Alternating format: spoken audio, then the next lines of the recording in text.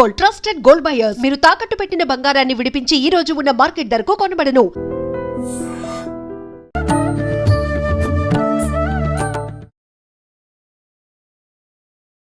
నమస్కారం, welcome to I dream. ధర్మ మార్గం విత్ విజిత కార్యక్రమానికి స్వాగతం. సాధారణంగా మనం మాట్లాడుకోవాల్సి వస్తే వాడుక భాషలో చాలా చాలా రకాల మాటలు పెద్దవాళ్ళ ద్వారా వింటూ ఉంటాము, మాట్లాడుకుంటూ ఉంటాము. అయితే కొన్ని కొన్ని పదాలు విన్నప్పుడు అనిపిస్తూ ఉంటుంది, ఇది ఏదో మాట సామెతకు చెప్పుంటారులే అని చెప్పి. కానీ మనస్సు గురించి మాట్లాడాల్సి వస్తే గనక మనస్సు చెంచలం కోతి లాంటిది అని చెప్పి అంటూ ఉంటారు. నిజంగా మనసు ఎందుకు చెంచలము? మన మనసు ఆధీనంలో ఉండదు అంటూ ఉంటాము. మనసు ఆధీనంలో ఉంటే నిజంగా అన్నీ కూడా చాలా చక్కగా జరుగుతూ ఉంటాయి, ఒక ప్లానింగ్ ప్రకారం అనుకుంటూ ఉంటాం. కానీ ఆ మనస్సును ఏకాగ్రతగా ఉంచటము, ఒక త్రాటిపైకి తీసుకురావటమే పెద్ద సమస్యగా మారిపోయింది ప్రస్తుత రోజుల్లో. అయితే ఎలా మన మనస్సును మనం కంట్రోల్ చేసుకోవచ్చు? అసలు మనస్సు మనస్సు అంటున్నాం, ఏంటి మనసు అంటే? మనం ఆలోచించే ఆలోచన విధానమా అసలు ఏంటి అనేది, ఇలాంటి విషయాలన్నీ కూడా ఇప్పుడు అమ్మతో మాట్లాడి తెలుసుకుందాం. ప్రస్తుతం మనతో పాటు ఉన్నారు కాకినాడ ప్రణవ ఆశ్రమం నుంచి పూజ్యశ్రీ స్వామిని సుమిత్రానంద సరస్వతి గారు. ఇప్పుడు అమ్మతో మాట్లాడేద్దాం. అమ్మ నమస్తే. నమస్తే విజిత గారు, ప్రేక్షకులందరికీ నమస్తే. అమ్మ, మనస్సు మనస్సు అని చెప్పి అంటూ ఉంటాం. అసలు ఏంటి మనస్సు అంటే? మనం మాట్లాడుకోవాల్సి వస్తే ఒక రకంగా మాట్లాడుకుంటాం. కానీ ఈ మధ్య కాలంలో మనం చూస్తున్న ఈ సీరియల్స్, మూవీస్ ఇలాంటి వాటిల్లో చూసినప్పుడు ఈ మనస్సు అనే ఒక పదాన్ని గనుక తీసుకుంటే నానా రకాల ఆలోచనలు వస్తూ ఉంటాయి. అంటే అసలు ఏంటి మనస్సు అని చెప్పి, మన ఆలోచనే మనస్సేమో అనే ఒక ధోరణి కూడా కలుగుతుంది. అసలు ఏంటమ్మా వాస్తవంగా మనస్సు అంటే? మనస్సు అంటే అదేమీ ఒక పదార్థం కాదండి. మీ ఆలోచనల సమూహాన్ని మనస్సు అన్నారు. హ్మ్. ఆహ్, కాబట్టి అంటే ఆ మనస్సుని మీరు కంట్రోల్ చేయాలి అని అనుకుంటే గనక ముందు మీ ఆలోచనలేంటో ముందు మీరు అబ్జర్వ్ చేయాల్సి ఉంటుంది. ఎలాంటి థాట్స్ మనల్ని ఇబ్బంది పెడుతున్నాయి? అంటే మనస్సు బాలేదు, మనస్సు ఇబ్బంది పెడుతోంది, మనస్సు ఇలాగా, అలాగా అని మాట్లాడుకుంటూ ఉంటారు. హ్మ్. కానీ ఆలోచనల సమూహమే మనస్సని అంతగా పట్టించుకోరు. అప్పుడు మన థాట్స్‌కి మనము ఏం చేయాలి? ఎలాంటి ఇంపార్టెన్స్ ఇవ్వాలి? అనేది ఫస్ట్ చూడాలి. శరీరానికి సంబంధించి ఎంతో కేర్ తీసుకుంటారు. ఈ శరీరాన్ని నడిపేదే మనసయినప్పుడు, హ్మ్. ఆ మనస్సుకి మనం ఏంటి అని కేర్ తీసుకోవడం అనంటే, మనస్సుకి విశ్రాంతి ఇవ్వడమే కేర్ తీసుకోవడం. హ్మ్. అసలు సాధ్యపడుతుందంటారా అయ్యో! విశ్రాంతి ఇవ్వటం? ఎందుకు సాధ్యపడదు? ఎక్కడమ్మా, ఏదో ఒక ఆలోచన బుర్రలో తిరుగుతూనే ఉంటాయి. గ్రైండర్‌లో వేసి తిప్పినట్టు గాని, అసలు అవును. ఎలా అమ్మ సాధ్యపడుతుంది? మనస్సుని కంట్రోల్ చేయడం అంటారు. కంట్రోల్ చేయడం కుదరదండి. హ్మ్. ఎప్పుడు కంట్రోల్ కుదరదు. దాన్ని తప్పనిసరిగా దానికి విశ్రాంతి ఇవ్వాలనంటే అసల ముందు మీరు అందుకే ధ్యానము అంటే ఏమో అనుకుంటారు. ధ్యానం అంటే మీ మనస్సుని మీరు ముందు అబ్జర్వ్ చేయడానికి స్టార్టింగ్ ఉపయోగపడుతుంది. స్టార్టింగ్ అలా ధ్యానం ఉపయోగపడుతుంది. హ్మ్. అక్కడి నుంచి ధ్యానంలో అనేక రకాలుగా ఎదగవచ్చు. కానీ స్టార్టింగ్ మీరు మీ మనస్సుని తెలుసుకోవాలి అనంటే హ్మ్. మీరు కళ్ళు మూస్తే కనుక తప్పనిసరిగా మీ లోపల మీ మనస్సు తెలుస్తుంది. హ్మ్. కళ్ళు మూసినప్పుడు విపరీతంగా ఆలోచనలొచ్చేస్తాయి. అవును. అరే! ఏ పని చేయట్లేదు. చక్కగా ఆసనం వేసుకొని కళ్ళు మూసి కూర్చున్నాను. ప్రశాంతంగా ఉండొచ్చు కదా! ఉండడానికే కదా కూర్చున్నాను. అవును. కానీ లోపల నుంచి నా మనస్సు లేపేస్తుంది అని చెప్తారు హ్మ్. చాలామంది. హ్మ్. నేనేమంటానంటే మంచిది. మీరు కళ్ళు మూసుకుంటే మీ మనస్సు గురించి మీకు తెలుస్తుంది. ఎలా? హ్మ్. అంటే ఏమేమి ఆలోచనలొస్తున్నాయో మీకు తెలుస్తుంది. ఆ ఆలోచనలు పాతవా? కొత్తవా? లేతే ప్రెజెంట్‌వా? అనేది మీకు తెలుస్తుంది. అవును. తెలిస్తే పాతవైతే గనక హ్మ్. ఇంక మీరు అనవసరంగా జరిగిపోయిన విషయాన్ని బాగా మోస్తున్నారు అని తెలుస్తుంది. హ్మ్. కొత్తవి భవిష్యత్తు అంటే మీ చేతుల్లో లేని దాని గురించి మీరు ఎక్కువ ఎక్సైట్ అవుతున్నారని తెలుస్తుంది. అవును. నెక్స్ట్ పని. హ్మ్. పని గురించి చాలామందికి పని గురించొస్తుంది. హ్మ్. వస్తే ఏంటనంటే ఆల్రెడీ ఒక యాంగ్జైటీ ఉందని అర్థం. ఓహ్! అలా 3 రకాలుగా ముందు విడగొట్టాలండి. హ్మ్. విడగొడితే గనక తప్పనిసరిగా మీ మనస్సుని మీరు కంట్రోల్ చేయగలుగుతారు. అలా విడగొట్టలేదనుకోండి అన్నీ కలగలిసిపోయి, హ్మ్. అరె! నా మనసు బాలేదు అనిపిస్తుంది. అవును. అప్పుడు ధ్యానము ఫస్ట్ మరి ధ్యానం కళ్ళు మూసి కూర్చుంటే ఒక ప్రశాంతంగా ఉండాలి కదండీ! హ్మ్. అనంటే ముందసల ధ్యానానికి సంబంధించిన జ్ఞానం కావాలి. ఏ జ్ఞానం కావాలి? దేనికోసం మీరు ధ్యానం చేస్తున్నారు? హ్మ్. మీ మనస్సుని కంట్రోల్ చేయడానికి చేస్తున్నారా? లేకపోతే ఇంకా దేనికోసం ధ్యానం చేస్తున్నారనేది ఫస్ట్ తెలియాలి. హ్మ్. కాదండి, ధ్యానంలో ఆలోచన లేని స్థితి కోసం వెళ్ళిపోవడం కోసం ధ్యానం చేస్తున్నాము అనంటే అది ఒక్క రోజుతో రాదు. మరి? మరి ప్రాక్టీస్ కదండీ! మీరు హ్మ్. ఏ పని చేయాలన్నా ముందు ప్రాక్టీస్ చేయాలి. అలా ఎంతకాలం ప్రాక్టీస్ చేయాలంటారమ్మా? మీరెంత టైం కేటాయిస్తారు? హ్మ్. అంటే మీ సుమారుగా మీరిచ్చిన ఎంత టైం కేటాయిస్తే మనం అలా నిలకడ స్థితికి రాగలుగుతామంటారు? రోజు కనీసం 24 గంటలు టైం ఉంటే ఒక హ్మ్. హాఫ్ అన్ అవర్ అయినా మీరు కేటాయిస్తే చాలు. 30 మినిట్స్. 30 మినిట్స్ చాలు. హ్మ్. అట్‌లీస్ట్ మార్నింగ్ ఒక 15, నైట్ ఒక 15 మినిట్స్ ఇస్తే, మార్నింగ్ ఇచ్చిన 15 మినిట్స్ మీ మనస్సుని ఒక బలం తీసుకురావడానికొస్తుంది. హ్మ్. నైట్ కనుక ఇస్తే పగలంతా మీరిచ్చిన స్ట్రెస్ రిలీజ్ అవ్వడానికి ఉపయోగపడుతుంది. హ్మ్. ఫస్ట్ అసలు మీరు ఇప్పుడు ఒక హెల్త్ కాన్షియస్ వచ్చింది మీకు. లేకపోతే ఒక వెయిట్ పెరగకుండా ఉండాలనే ఒక కాన్షియస్ వచ్చింది. హ్మ్. మీరేం చేస్తారు? రోజంతా దాని మీద ఆలోచిస్తారు కదండీ! అవును. చేసి అందరిని అదే మాట్లాడతారు. అదే చేస్తారు. అంటే మీరెంత ఇచ్చారు టైము? రోజంతా ఇచ్చారు. హ్మ్. ఇక్కడికొచ్చేటప్పటికి మనం రోజంతా ఇవ్వట్లేదు. మీరిది ఇవ్వట్లేదు. గుర్తుపెట్టుకోవాలి. అవును. 24 గంటల్లో ఒక హాఫ్ ఎన్ అవరు లేతే 1 అవరు మీరు ఇస్తే గనక 23 గంటలు మీరు మళ్ళీ మనసుని వర్క్ చేయిస్తున్నారు. అవును. రిలాక్సేషన్‌కి ఒక హాఫ్ ఎన్ అవరే ఇస్తున్నారు. హ్మ్. అందులో కూడా వర్కే చేస్తారు. ఎలాగా? మీ మనస్సుని మీరు తెలుసుకోవడం కోసం మళ్ళీ మనస్సునే ఉపయోగించాల్సి ఉంటుంది. హ్మ్. అదేం ఆలోచిస్తోంది? ఏంటి? అనేదంతా కూడా మీరు ఫోకస్ చేయాలి కదండీ! అవును. సో, అంటే కాబట్టి అమ్మా మనం పడుకున్న ఆ స్థితిలో ఉన్నప్పుడు మనం మనసుకి విశ్రాంతి ఇస్తలేమనుకోవచ్చా? మరి ఏమనుకోవచ్చు? మీరు కలలు కంటున్నారు. హ్మ్. తర్వాత ఎవరైనా చప్పుడైతే టక్‌మని లెగుస్తున్నారు. ఎవరైనా లేపితే వెంటనే ఉలిక్కి పడుతున్నారు. అంటే హ్మ్. ఎలర్ట్‌గానే ఉంది మనసు. ఉంది.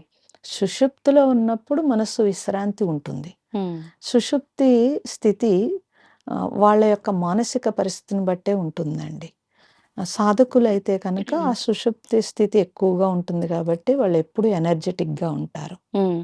సామాన్యులైతే కనుక పగలు వాళ్ళు చేసే ఏదైనా వర్క్, ఏ వర్క్ అయితే ఉందో ఆ వర్క్‌లో హ్మ్. చాలా సంతృప్తికరమైన స్థితులు ఉంటే కనుక రాత్రి సుషుప్తి ఎక్కువగా ఉంటుంది. ఓకే. పగలంతా మీరు సంతృప్తి కలగకుండా చాలా చికాకుగా ఉంటే ఆ రోజు మీకు ఆ సుషుప్తి ఏమీ అంత ఉండదండి. హ్మ్. కొన్ని సెకండ్స్‌లో వెళ్ళిపోతుంది. ఓకే. కాబట్టి ఇప్పుడు మీరు హ్మ్. తృప్తిగా పడుకున్నారనుకోండి, ప్రొద్దుట చూస్తే గమనిస్తే కనుక ప్రొద్దుట మీరు లేవగానే హుషారుగా ఉన్నారు. హ్మ్. ఎనర్జిటిక్‌గా ఉన్నారు. ఆహ్, సింబల్ ఏంటంటే మీరు లేవగానే మిగతా పనులు గుర్తుకు రాకుండా ప్రకృతిలోకి వెళ్ళిపోవాలనిపించింది. ఆ! అంటే రాత్రి మీరు బాగా సుషుప్తిలో ఉన్నట్టు లెక్క. ఇది ఓకే. సింబల్. ఆహా! మీరు చూసుకోవచ్చు అలాగా. ఓహ్! సాధనలో డెప్త్‌కి వెళ్ళిన వాళ్ళకి బాగా తెలుస్తుంది సుషుప్తి అనేది. హ్మ్. కాబట్టి మామూలు సామాన్యులకైతే గనక మీరు ఏదైనా ఒక మంచి పని చేశారు. హ్మ్. లేకపోతే మీకు సాటిస్ఫాక్షన్ కలిగింది బాగా. అవును. హ్మ్. సాటిస్ఫాక్షన్ కూడా చాలా టెంపరరీ అండి. హ్మ్. ఏదైనా మంచి పని చేసినప్పుడు మనకి లోపల నుంచి ఒక తృప్తొస్తుంది. హ్మ్. అలాంటి తృప్తి ఉన్నప్పుడు ఆ రోజు మీరు డీప్‌గా నిద్రపోతారు. హ్మ్. ఇవి ఎవరు చెప్పరు మీకు. అవును. ఇవి సాధనలో డెప్త్ విషయాలివి. ఓకే. ఓకే. అలా అంటే చూసుకోవచ్చు. సామాన్యులకసలు అర్థం కాని అర్థం విషయాలు. కాని విషయం. హ్మ్. ఈజీగా చూసుకోవచ్చు అంటున్నాను నేను. ఓకే. ఇలా చూసుకుంటే గనక మనం ఎలా జీవిస్తున్నామనేది మనకు తెలిసిపోతుంది.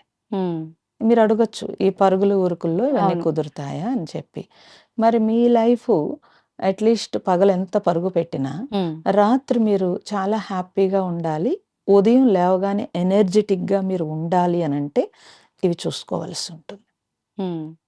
ఇప్పుడు అమ్మ అంటే మనం నిజంగా ఒక సమయం కేటాయిద్దాము అనుకున్నాం. మీరన్నట్టుగా 30 మినిట్సో హ్మ్. లేకపోతే ఎవరికి కుదిరినంత వాళ్ళు హ్మ్. కేటాయించాలని అనుకున్నా ఆహ్, చెప్తూ ఉంటారు గదా! మనం ఒక ధ్యానం చేసిన ఏకాగ్రతగా సైలెంట్‌గా అసలు ఏమి ధ్యానం లేదు, ఏం లేదు. అలా ఖాళీగా కూర్చుందాము అనుకున్నా అసల ఏకాగ్రత అనేదే కుదరదు.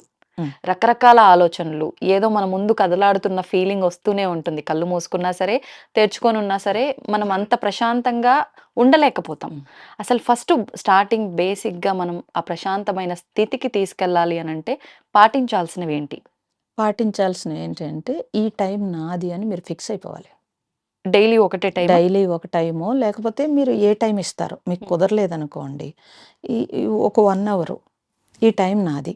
హ్మ్. అది మీరు ఏ టైం ఇస్తారో చూసుకోండి. చూసుకొని, ఈ టైము ఇంక నేను ఎంతైనా నేను నా గురించే తీసుకుంటాను. హ్మ్. ఇంక వేరేగా నేను ఆలోచించను. హ్మ్. ఓకే. అని మీరు తీసుకున్నప్పుడు మీకేది ఇష్టం? ఏది నచ్చుతుంది? మీకు గార్డెనింగ్ నచ్చుతుందా? లేతే బుక్ నచ్చుతుందా? లేతే అవును. మీరు పిల్లలతో గడపడం నచ్చుతుందా? లేతే మీ ఇంట్లో ఏదన్నా డెకరేట్ చేసుకోవడం నచ్చుతుందా? హ్మ్. లేకపోతే మీకు ధ్యానం చేయడం నచ్చుతుందా? పూజ చేయడం నచ్చుతుందా? అది మీరే చూసుకోవాల్సి ఉంటుంది. ఓకే. ఎందుకంటే ఎవరెవరికి ఏమేమి ఉంటుంది అనేది వాళ్ళే తెలుస్తుంది. అవును. నేను ఒక సలహా చెప్పాననుకోండి, హ్మ్. అది వాళ్ళకి నచ్చకపోతే అది బలవంతం అవుతుంది. అవును. మనస్సు మీద మళ్ళీ ఒత్తిడి అవుతుంది ప్రెషర్. అది. అవును. అలా మనసుకి ఒత్తిడి ఇవ్వకూడదండి. హ్మ్. మీరు అబ్జర్వ్ చేసుకోవాలి. ప్రపంచంలో ఎన్ని రకాల జ్ఞానాలు తీసుకుంటున్నారు, డిగ్రీలు సంపాదిస్తున్నారు, పీహెచ్‌డీలు చేస్తున్నారు. కానీ అవును. వాళ్ళ గురించి వాళ్ళు కేర్ తీసుకోవట్లేదు. ఎప్పుడు తీసుకుంటారు? 50 దాటిన తర్వాత అయ్యో! అనుకున్నప్పుడు తీసుకుంటే అప్పటికే అన్ని ఆర్గాన్స్ పాడైపోతాయి. అప్పటికే మనసు వేగమైపోతుంది. అవును. అప్పుడు కంట్రోల్ లేని బ్రెయిన్ వచ్చేస్తుంది. హ్మ్. నేనెందుకు ఇలా చేశాను? ఇంకొంచెం నేను చేయాల్సిందని విసుగొస్తుంది. అవును. దానివల్ల ఇంకొంచెం ఫ్రస్ట్రేషన్ వస్తుంది. హ్మ్.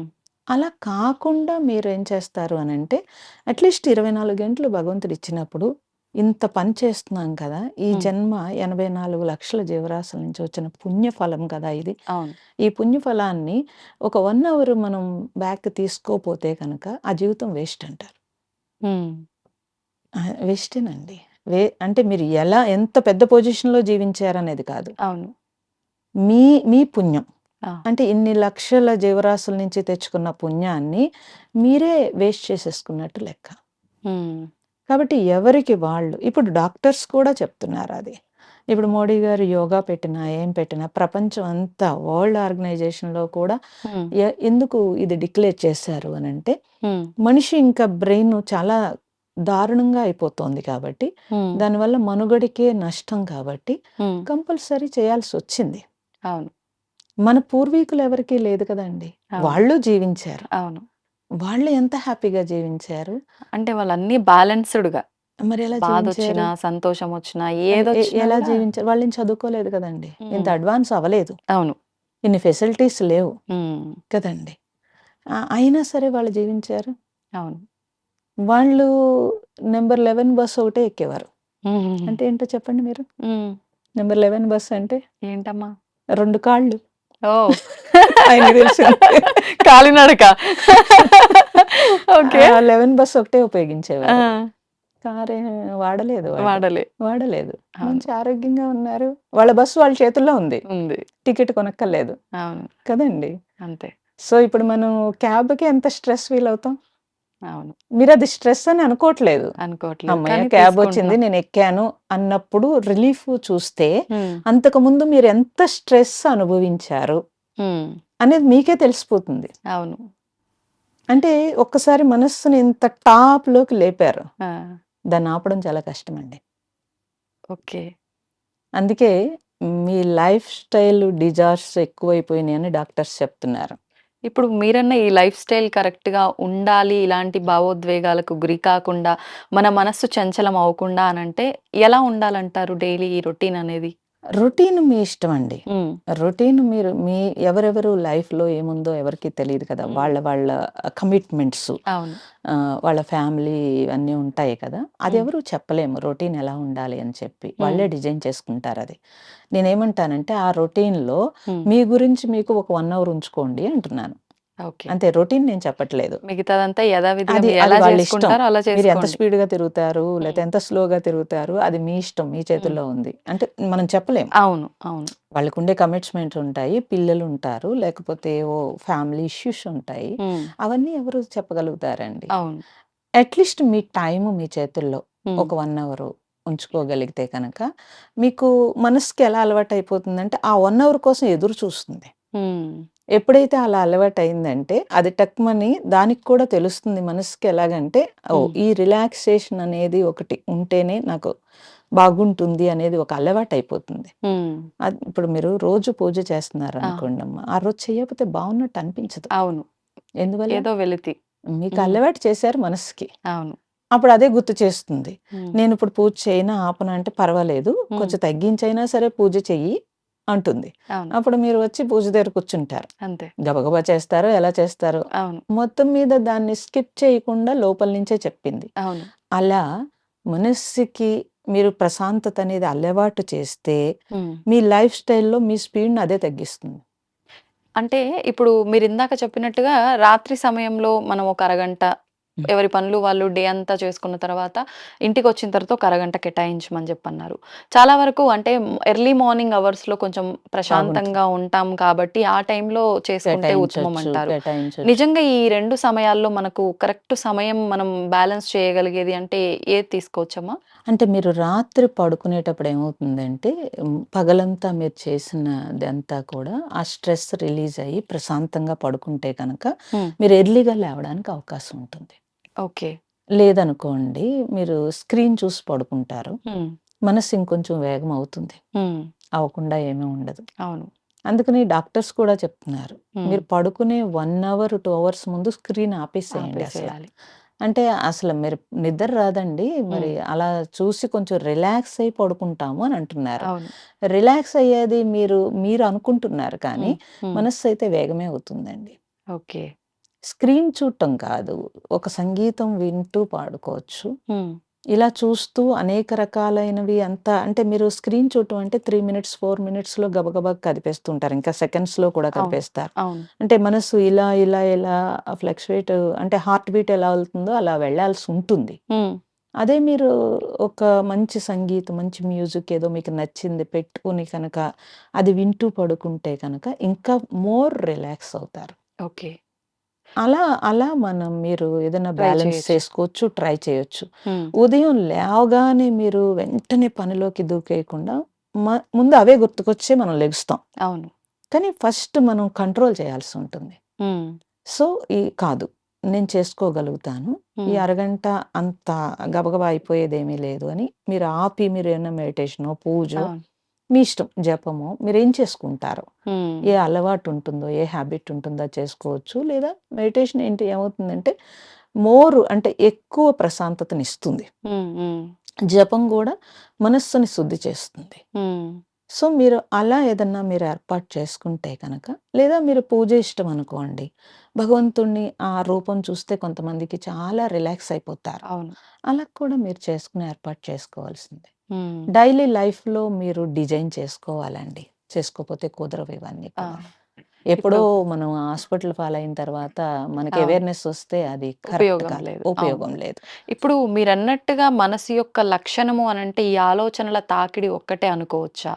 హ్మ్. ఇంకా మనసు యొక్క లక్షణాలేమైనా ఉన్నాయా? అంటే ముందర మనం అసలు సమస్య ఏంటి? దాని స్వరూపాలు ఏంటి? హ్మ్. అసలు ఏం జరుగుతుంది అనేది ఒక అవగాహన తెచ్చుకుంటేనే హ్మ్. దాన్ని మనం కంట్రోల్‌లోకి తెచ్చుకోగలుగుతాం. అంతే అయితే గదా! ఒకటి చెప్తాను మీకొక టెక్నిక్కు. హ్మ్. ఒకటి ఇప్పుడు ఒక మనిషి అలా నడిచి వెళ్తున్నాడనుకోండి. హ్మ్. అక్కడ ఒక మామిడి చెట్టు ఉంది. మామిడి పండు ఉందనుకోండి. చూసాడు కంటితోటి. ఆ! చూసినప్పుడు చూసిన కళ్ళు కొయ్యగలవా అండి? కోయలేం. కొయ్యలేవు. ఇప్పుడు మనస్సు అంటే ఇలా చూడగానే ఆ కంటి నుంచి మనస్సుకి వెళ్ళింది. మామిడి పండు లోపల తినాలనేది ఎవరు చెప్పారు? హ్మ్. మనస్సుకి ఆల్రెడీ మీరు ఆ టేస్ట్ ఇచ్చారు. అవును. అదేం జేస్తుంది? వెంటనే కాళ్ళకి పని చెప్తుంది. హ్మ్. కాళ్ళు వెళ్ళి అక్కడికి వెళ్తే కాళ్ళు కొయ్యగలవా? కోయలేవు. కొయ్యలేవు. తీసుకెళ్ళగలం అంతే. కాళ్ళు తీసుకెళ్ళినియి. హ్మ్. అప్పుడు చేతులకి పని చెప్పాల్సుంది. అవును. చేతులు వెళ్ళి కోసినియి. హ్మ్. చేతులు తినగలవా? తినలేవు. తిన్ అంటే మనకు సహాయం చేసేది అవే. సహాయమే ఆ! చేస్తాయి. ఇప్పుడు ఆ! కాళ్ళు కూడా సహాయం చేసినవి. అవును. తినలేవు. అవును. చేతులు ఏం జేయాలి మళ్ళీ? నోటి నోటికి పని దగ్గరికి. చెప్పాలి. కదండీ! అవును. నోటి దగ్గరికి వస్తుంది. కానీ హ్మ్. ఇప్పుడు మనస్సు దేని ద్వారా ఆస్వాదిస్తోంది? హ్మ్. అంటే నోటి ద్వారా ఆస్వాదిస్తుంది. హ్మ్. ఆ టేస్ట్ నోటిలో పెట్టుకున్నప్పుడు లోపల తృప్తి అనిపిస్తుంది అవును. కదండీ! అవును. సో, తింటున్నారు. హ్మ్. తింటున్నప్పుడు నోటి ద్వారా తింటున్నారు. ఈలోగా తోటమాలి చూసి వీపు మీద ఒకటి కొట్టాడు. కదండీ! హ్మ్. కొడితే కళ్ళంట నీళ్లొచ్చినియి. అవును. ఇప్పుడు ఎవరు దెబ్బతిన్నారు? శరీరానికి దెబ్బ తగిలింది. కానీ మనస్సుకే బాధ కలుగుతుంది కాబట్టే నీళ్ళొస్తాయి. దెబ్బ మాత్రం శరీరానికే. మనసుకు తగులుతుందమ్మా? చూసిన కన్ను ఆ! ఏడ్చింది. ఆ! దానికేం సంబంధం లేదు పాపం. ఆ! కన్ను చూసింది. ఆ! అది మనస్సు ఇన్ని పనులు చేసింది. చేసింది. హ్మ్. మళ్ళీ చూసిన కన్నే ఏడవాల్సి వచ్చింది. హ్మ్. కాబట్టి కంటితో చూసిందల్లా మనం రిసీవ్ చేసుకోకూడదు అని చెప్పడం కోసం ఇది చెప్పాను. ఓకే. అంటే కంటితో కన్ను చూసిందే చూపు వెళ్ళిన ప్రతి చోటకి మనస్సు మనసు వెళ్ళకూడదు. వెళ్ళకూడదు అని చెప్పి మనస్సు ఇది వెళ్ళకూడదు. ఉదాహరణ దానికి. ఉదాహరణ. ఇది ఓకే. చూసిన అంటే ప్రతి ఎక్కడ చూసి ఇప్పుడు ఎవరో వెళ్తూ ఉంటారండి. హ్మ్. వాళ్ళేదో మంచి చీర కట్టుకుంటారు. అవును. అబ్బా! ఎంత బావుందో ఇది నేనెప్పుడు కొనుక్కుంటాను అనుకుంటారు. హ్మ్. హ్మ్. మనకు కొనుక్కునే స్తోమత లేకపోవచ్చు, లేతే ఆ ఇబ్బంది ఉండొచ్చు, ఏదో అవును. ఉండొచ్చు. అవును. ఇంటికి వెళ్ళగానే ఫస్ట్ ఎవరి మీద పడతారు ఆ చీర కొనుక్కోలేకపోయినా నా అసంతృప్తి చెప్పండి? హస్బెండ్. ఎవరైతే ఉన్నారో ఎవరైతే ఉన్నారో వాళ్ళ మీద హ్మ్. కదండీ! అంటే కన్ను వెళ్ళిన చోటకల్లా మనస్సు వెళ్ళింది. హ్మ్. వచ్చి ఇంట్లో గొడవ పెట్టుకుంది. ఆ! ఏవండీ? గొడవ ఎవరు పెట్టారు? మీరు చెప్పలేరు గొడవ ఎవరు పెట్టారో. కదా! సో, ఆ గొడవ ఎంత దూరం వెళ్తుంది? ఒక 4 రోజులో, 3 రోజులో మనశ్శాంతి లేకుండా చేస్తుంది చేస్తుంది. అని అంటున్నారు మీరు. అవును. అవును. కానీ అసలు మొదలెవరు పెట్టారు? మనస్సు, నేను 2 ఒకటే అనుకుంటున్నాం గాబట్టి, నేను అనే ధోరణిలోనే ఉంటాం. చూసిన వెంటనే చూసిన వెంటనే ఆ కోరికతోటి హ్మ్. 3 రోజులు విశ్రాంతి లేకుండా అయిపోయారు. అవును. అంటే కదండీ! ప్రతి అలజడికి మనసే కారణం అంటారు. కదా! హ్మ్. కారణము అంటే మీరు మీ మనస్సు కంట్రోల్ లేదు కాబట్టి కారణమయింది. హ్మ్. ఓకే. సో, నేను నా మనస్సు కాదు. హ్మ్. ఓకే. నేను నా మనస్సుని చూడగలిగే కెపాసిటీ ఉన్న గొప్ప చైతన్యాన్ని, శక్తిని నేను హ్మ్. అని తెలుసుకోవడం స్పిరిచ్యువల్. ఓకే. అది ఆధ్యాత్మికత అంటే. హ్మ్. హ్మ్. ఓకే. అంటే నేను సెపరేట్ అవుతాను నా మనస్సుతోటి. ఓకే. ఎప్పుడైతే మీరు సెపరేట్ అయ్యారో సుఖపడతారు. హ్మ్. ఎలా అంటే ఎప్పుడైతే మీరు సెపరేట్ అయ్యారో అప్పుడేమవుతది అంటే ఈ కాలు, చెయ్య అన్నీ ఎలా అయితే మీరు వాడుకుంటున్నారో మీ హ్మ్. మనస్సుని అలా వాడుకోగలుగుతారు. ఆ! ఇప్పుడు రోడ్డు మీద వెళ్తున్నారు. ఆ మామిడి పండు చూసారు. అది నాది కాదు కదా! అవును. అనిపిస్తుంది. కోసుకుంటే బాగుండు. అప్పుడు మీరేం చేస్తారు? వద్దు హ్మ్. తప్పు. అది మనది కాదు. సో, మనం వెళ్ళిపోదాము. హ్మ్. చూసాము, ఆనందించాము, అంతే. వెళ్ళిపోదాము అన్నారు. హ్మ్. అంటే అప్పుడేమైంది? మీ మనసుని మీరు కంట్రోల్ చేసారా లేదా? చేసినట్టు. చెయ్యాలా? వద్దా అండి అలాగా? చెయ్యాలి. కానీ ఇది అందరిని అన్ని పరిస్థితుల్లో కరెక్టే అంటారమ్మా ఇలా కంట్రోల్ చేయడం అనేది? అన్ని పరిస్థితుల్లో చేయాల్సిన అవసరం లేకపోయినా హ్మ్. అన్నెసెసరీ థింగ్స్ అయినా చేయాలి కదండీ! చెయ్యాలి. అవును. Unnecessary thing. హ్మ్. ఇప్పుడు మీ మనసుని మీరే కంట్రోల్ చేయలేరు. హ్మ్. కానీ ఎదుటి వాళ్ళ మనసుని కంట్రోల్ చేయాలని ఇంట్లో హస్బెండ్ మనసు కంట్రోల్ అయిపోవాలి. పిల్లల మనసు కంట్రోల్ అయిపోవాలి. చుట్టూ ఉన్న వాళ్ళందరూ మన మాట వినేయాలి. హ్మ్. అనంటే ఎందుకు వింటారండి? అంతే నీ కదా! మనసుని నువ్వే కంట్రోల్ చేయలేనప్పుడు, అవును. అప్పుడు జీవితం ఘర్షణ వస్తుందా? రావట్లేదా? వస్తుంది. ఆ! ఒక పోస్ట్ ఉంది. హ్మ్. ఇప్పుడు నేనే తీసుకుందాం. హ్మ్. నేను గురువుని లేకపోతే నా మాట ఎవరు వినకపోతే నేను ఊరుకోను అన్నాననుకోండి. ఎన్ని హ్మ్. రోజులు వింటారు? వాళ్ళ అవసరానికేదో వింటారు. అవును. ఆ తర్వాత ఘర్షణ ఎవరికొస్తుంది? నాకే వస్తుంది. హ్మ్. కదండీ! అవును. సో, అందుకని పూర్వీకులు హ్మ్. ఏం చేసేవారంటే, వాళ్ళ కంట్రోల్‌లో ఉండేవారండి. హ్మ్. అందుకే వాళ్ళు దేని మీద డిపెండ్ అవ్వకుండా, హ్మ్. వాళ్ళు ఏది అవసరమో దాని మీద మాత్రమే ఫోకస్ పెట్టేవారు. మిగతా టైం అంతా విశ్రాంతిగా ఉండేవారు కాబట్టి, మనోధైర్యము, మానసిక నిబ్బరంతో ఉండేవారు. అందుకే అంతమంది పిల్లలున్నా, డబ్బు లేకపోయినా, వర్షాలొచ్చి పంటలు పండినా, పండకపోయినా, వర్షాలొచ్చి మునిగిపోయినా, హ్మ్. ఒకవేళ వర్షాలు రాకపోయినా, పంటలు పండినా, పండకపోయినా, ఇన్ని సౌకర్యాలు లేకపోయినా, హ్మ్. ఒక్క హాస్పిటల్ మెట్టు ఎక్కకుండా, అవును. పన్ను, కన్ను ఏమి ఊడిపోకుండా, చాలా జాగ్రత్తగా, హాయిగా జీవించేశారు. హ్మ్. మనం ఇప్పుడు అడ్వాన్స్ పేరు మీదగా హ్మ్, అవును. మనకి మనమే నరకం చూసేసుకుంటూ అవసరాల పేరుతో అవసరాలు మా ఆడంబరాలకు దగ్గరికి పోయి. ఇప్పుడు స్పిరిచ్యువల్ పేరుతోటి మా హ్మ్. మనశ్శాంతి కోసమే వస్తారు. భగవంతుడి కోసం ఎవరు రారండి. హ్మ్. మనశ్శాంతి కోసమే వస్తారు. అలా అంటే స్పిరిచ్యువల్‌గా మన మనసుని మనం తెలుసుకొని కంట్రోల్‌లో చేసుకోవటం ఈ స్పిరిచ్యువాలిటీకి దగ్గరగా ఉంటే అనుకున్నప్పుడు, స్పిరిచ్యువల్ లైఫ్‌కి దగ్గరగా ఉన్న ప్రతి ఒక్కరి మనసు నిజంగా అలా కంట్రోల్ చేసుకునే స్థితి అందరికీ ఉందని చెప్పొచ్చా అమ్మా? ఆ జ్ఞానము అంటే ఆ నాలెడ్జ్ కావాలి. హ్మ్. ఆ నాలెడ్జ్ లేకుండా స్పిరిచ్యువల్‌గా ఎందుకు స్పిరిచ్యువల్‌లోకొచ్చాడో అసల. హ్మ్. ముందు తన మనస్సు కంట్రోల్ అయితే ఆ మనస్సుని ఎక్కడ ఫోకస్ పెట్టాలంటే అక్కడ పెట్టగలుగుతారండి. హ్మ్. ఓకే. అంతేగాని ముందే నువ్వు కాదు భగవంతుడు అంటే భగవంతుడు ఎందుకు నీకు? హ్మ్. అన్నీ ఇచ్చాడు కాబట్టి కృతజ్ఞతగా భగవంతుడా? ఇంకేదైనా కావాలని భగవంతుడిని ఆరాధిస్తున్నావా? హ్మ్. ఈ ఈ నాలెడ్జ్ కూడా లేకపోతే ఎలాగా? అవును. కదా! అసలు ముందు మన మనస్సు, మన నాలెడ్జ్ లేకపోతే గనక దేని మీద మీరు ఫోకస్ పెట్టలేరు. హ్మ్. కాన్సంట్రేట్ చేయలేరండి. అంటే మనం స్పిరిచువల్ లైఫ్‌కి ఎందుకు దగ్గరయ్యాము అనేది గూడా ఒక క్లారిటీతో కావాలి. ఉండాలి అంటున్నారు. కావాలి. హ్మ్. నీకేం ఎందుకు అంటే లైఫ్‌లో కూడా మనకేం కావాలో తెలియాలండి. హ్మ్. అలాగే ఏ పని చేస్తున్నా ఎందుకు చేస్తున్నామనేది తెలియాలి. ఆ! తెలిస్తే ఏం చేస్తున్నామనేది మన కంట్రోల్‌లో ఉంటుంది. హ్మ్. ఎందుకు చేస్తున్నామో తెలియకుండా ఏదో చూసి వెంటనే దూకేశారనుకోండి, అలాగే పరుగు పెడతారు. అట్‌లీస్ట్ ఒక డిగ్రీ చదవాలన్నా అందరూ ఏ గ్రూప్ తీసుకుంటున్నారో అది తీసుకుంటాడే తప్పించి తనకేం కావాలో అది తీసుకోరు. అవును. ఒక బట్టల షాప్‌లోకెళ్ళి ఒక డ్రెస్ కొనుక్కోవాలన్నా, ఆ ఇయర్ ఫ్యాషన్ ఏంటో చూస్తాడు కానీ, అది నాకు కంఫర్టా కాదా చూడడు. ఒక్కొక్క కరెక్ట్. బాడీకి ఒక్కొక్కటి సూట్ అవుతుంది. అవును. అది కంఫర్టా కాదా చూడరు. చూడరు. అప్పుడు లైఫ్ ఏమైంది? హ్మ్. నువ్వు పరుగు పెడుతోంది. హ్మ్. నీ మనస్సు ప్రపంచం వైపు పరుగు పెడుతోంది హ్మ్. అనేది తెలుసుకుంటే, చాలా హ్యాపీగా కనీసం ఒక కంట్రోల్ అనేది తెచ్చుకోగలుగుతారండి. హ్మ్. ఎవరు ఎన్ని పరుగులు పెట్టినా మనం మనం నిదానంగా జీవించగలిగినప్పుడు హ్మ్. వాళ్ళు హ్యాపీగా జీవించగలుగుతారు. అల్టిమేట్‌గా మనిషికి హ్యాపీ కావాలి. అవును. ఎన్నున్నా హ్యాపీ లేదనుకోండి. హ్మ్. కూర్చుంటారు కుదురుగా ఉండదు. అన్ని ఏసీలుంటాయి, పరుపుంటుంది, హాయిగా పడుకోలేకపోతున్నారు. నిద్ర పట్టక ఒక టాబ్లెట్ వేసుకొని పడుకోవాల్సొస్తుంది. చాలా మందున్నారు. ఎందుకు చేయాలి ఆ పని? హ్మ్. నువ్వు జీవించేందుకు భోంచేస్తూ కూడా అది ఆస్వాదించలేని పరిస్థితిలో ఉన్నారు. హ్మ్. అప్పుడింక లైఫ్ ఏంటి? అవును. ఒకవేళ ఏదైనా మనం కొనుక్కున్నాము. హ్మ్. దీనికంటే ఎదుటివాడిది బాగా నచ్చుతోంది. హ్మ్. కాబట్టి మీరు సామాన్య మనుషులే అక్కర్లేదు. గురువుల హ్మ్. దగ్గరికొచ్చినా కూడా ఇప్పుడు వాళ్ళు హైయెస్ట్ స్థాయిలో ఉన్నారు. మేము లోయెస్ట్ స్థాయిలో ఉన్నాం. వాళ్ళకింతమంది శిష్యులున్నారు. మాకింతమంది లేరు. లేకపోతే వాళ్ళ ప్రోగ్రామ్ పెద్దది. మమ్మల్ని అన్నారు అనుకోండి. హ్మ్. ఇంకా స్పిరిచ్యువల్‌లో ఉండి కూడా అశాంతిగా ఉన్నట్టే లెక్క. అవును. అందుకని అలా కాదు. మీకొక క్లారిటీ కావాలి. హ్మ్. దేంట్లో ఉన్నామనేది కాదు. అవును. మనం ఎంత క్లారిటీగా ఉన్నాము. అవును. మన ఆర్గాన్స్ మన మాట వినకపోతే, ఇంకా ఆర్గాన్స్ మనం ఏమి ఉపయోగించుకున్నట్టండి? హ్మ్. ఇది చూడాలి. చూస్తే తెలుస్తుంది. ఓకే. అంటే మనం అంటే కొన్ని కొన్ని రకాలుగా చెప్తూ ఉంటారు గదా! మనం మనస్సు ఆధీనంలో ఉండాలా? మనస్సు మన ఆధీనంలో ఉండాలి అనంటే మనస్సు మన ఆధీనంలో ఉండాలి. హ్మ్. మనం మనస్సు ఆధీనంలో ఉంటే మనల్ని ఏడుస్తుందండి. ఏడిపిస్తుంది. ఏడిపిస్తుంది. హ్మ్. మన ఆధీనంలో మనస్సుండాలి. మనస్సుండాలి.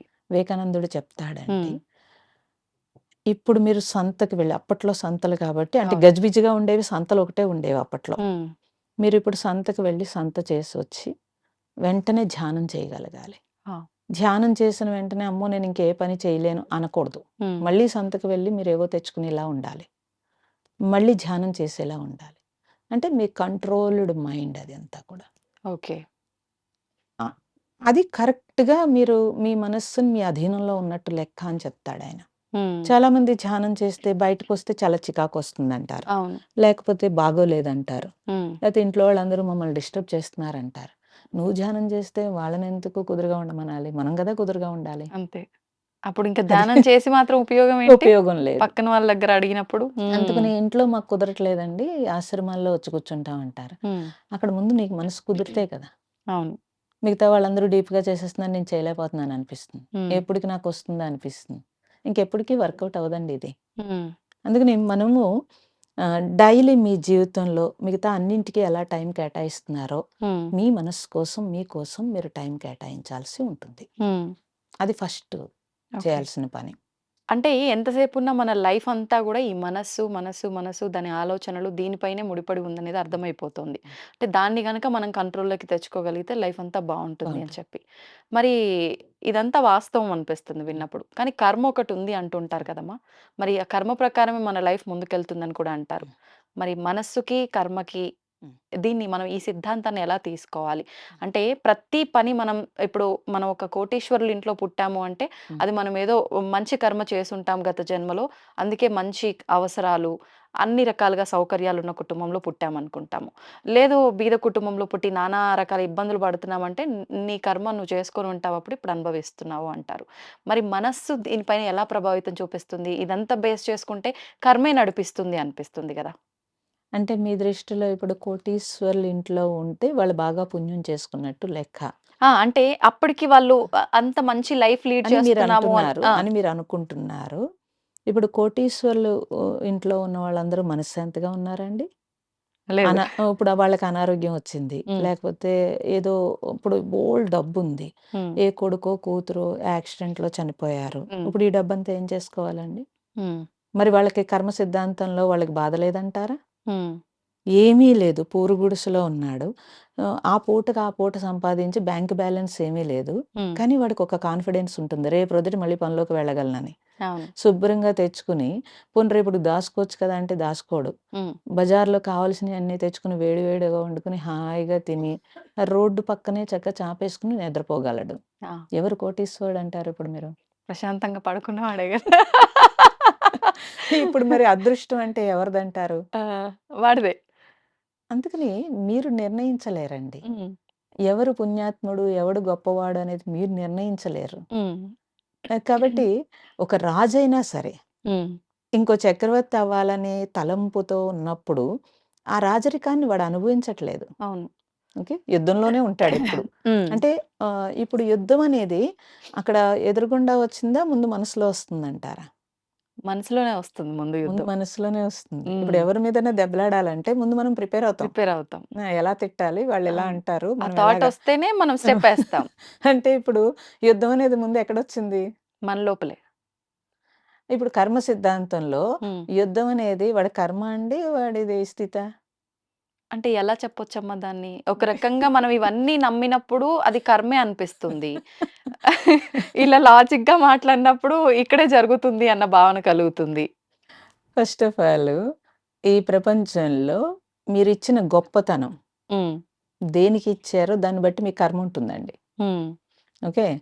వాడు ఎంత పూరు గుడిసెలో పుట్టినా, వాడికి జ్ఞానం ఉంటే గనక, హ్మ్. జ్ఞానం ఉంటే హ్మ్. ఆ కర్మని చాలా ఈజీగా దాటేస్తాడండి. ఆ!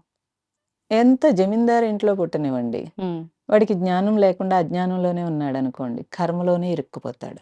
హ్మ్. అందుకని భగవద్గీతలో శ్రీకృష్ణుడు ఏం చెప్తాడంటే, హ్మ్. కర్మ యోగివి కమ్మంటాడు. అంటే అమ్మా? అంటే కర్మ చేస్తున్నప్పుడు, హ్మ్. ఈ కర్మ నేనెందుకు చేస్తున్నానో తెలియాలి. అలాగే ప్రారబ్ధం అనుభవించేటప్పుడు కొత్త ప్రారబ్ధం లేకుండా ఉండాలండి. అంటే అంటే మరొక కర్మ ప్రారబ్ధంతో చేయకుండానా? ప్రారబ్ధంతో ఇప్పుడు నా కర్మ కాలిపోయింది నీ వల్లే అని తిట్టుకుంటా ఉన్నాడనుకోండి. ఆల్రెడీ మూట కొట్టుకొనొచ్చాడు. హ్మ్. ఎదుటి వాళ్ళేం జేస్తారండి? హ్మ్. అందుకని ఆ కర్మను అనుభవించేటప్పుడు జ్ఞానంతో మనం తెలుసుకుంటే కనక, హ్మ్. ఆ కర్మని ఇంకో కొత్త కర్మ పుట్టకుండా చేయగలుగుతామండి. ఓకే. ఇప్పుడు మీరు ఆఫీస్‌లో కొలీగ్స్ ఉన్నారు. హ్మ్. ఎవరో బాగా బాగుపడిపోతున్నారు. నేను హ్మ్. అసూయ పడ్డాననుకోండి. అప్పుడు ఇంకో కర్మ అవుతుందా లేదా? అవుతుంది. ఇప్పుడు కర్మ ఎక్కడ పుట్టిందండి? ప్రారబ్ధం నుంచొచ్చిందా? లోపల పుట్టిందా? లోపలే. అందుకని ప్రారబ్ధం అనేది ఒకటుంది. మీ హ్మ్. పుట్టుక ఆ ప్రారబ్ధాన్ని నిర్ణయించేసింది. అయిపోయింది అక్కడితోటి. హ్మ్. ఏవండీ? మీరు చేసుకొనొచ్చిన దాన్ని బట్టి మీ జన్మ అనేది వచ్చేసింది. హ్మ్. అక్కడి నుంచి మన చేతుల్లోనే ఉంటుంది. స్వయం కృతాపరాధం అపరాధం. అంటారు. ఓకే. ఎందువల్ల అనంటే వ్యామోహము, కోరికలు, అసంతృప్తి బోలెడుంటాయి అవును. దాని నిండా బోలెడుంటాయండి. హ్మ్. దానివల్ల అన్నీ కలిపేసుకొని ఇది నా కర్మ అంటాడు. హ్మ్. అన్నీ కలిపేసుకుని నీ కర్మ కాదు. ఆ! అందుకే స్పిరిచ్యువల్‌లో ఏమవుతుందంటే మీరు భగవద్గీతలో మీరు 60 ఏళ్ళొచ్చాక, 50 ఏళ్ళొచ్చాక చదవకూడదు. హ్మ్. మీరు చిన్నప్పటి నుంచి స్టార్ట్ చేస్తే కనుక అవును. ఎలా జీవించాలో తెలుస్తుంది. హ్మ్. ఎందుకు జీవించాలో తెలుస్తుంది. ఎప్పుడెప్పుడు ఎలా ఆలోచించాలో తెలుస్తుంది. అప్పుడు కర్మ పెరగకుండా ఉంటుంది. హ్మ్. మనం దాన్ని జస్ట్ చనిపోయినప్పుడో, పెళ్ళిళ్ళలోనో ఎక్కడో ఒకసారి ఒక పాట వేసి భగవద్గీత వింటున్నామంటే అవును. కుదరదండి. హ్మ్. సో, మన పూర్వీకులందరూ కూడా వాళ్ళు చక్కగా అవన్నీ స్టడీ చేసి ఉన్నారు. ఒకవేళ వాళ్ళకి చదువు రాపోతే ఎవరైనా సాయంత్రం అయ్యేటప్పటికి ఎవరైనా చెప్తుంటే అక్కడ కూర్చొని విని, కూర్చొని. మర్నాడు ప్రొద్దుటంతా అది అప్లై చేసేవారు. హ్మ్.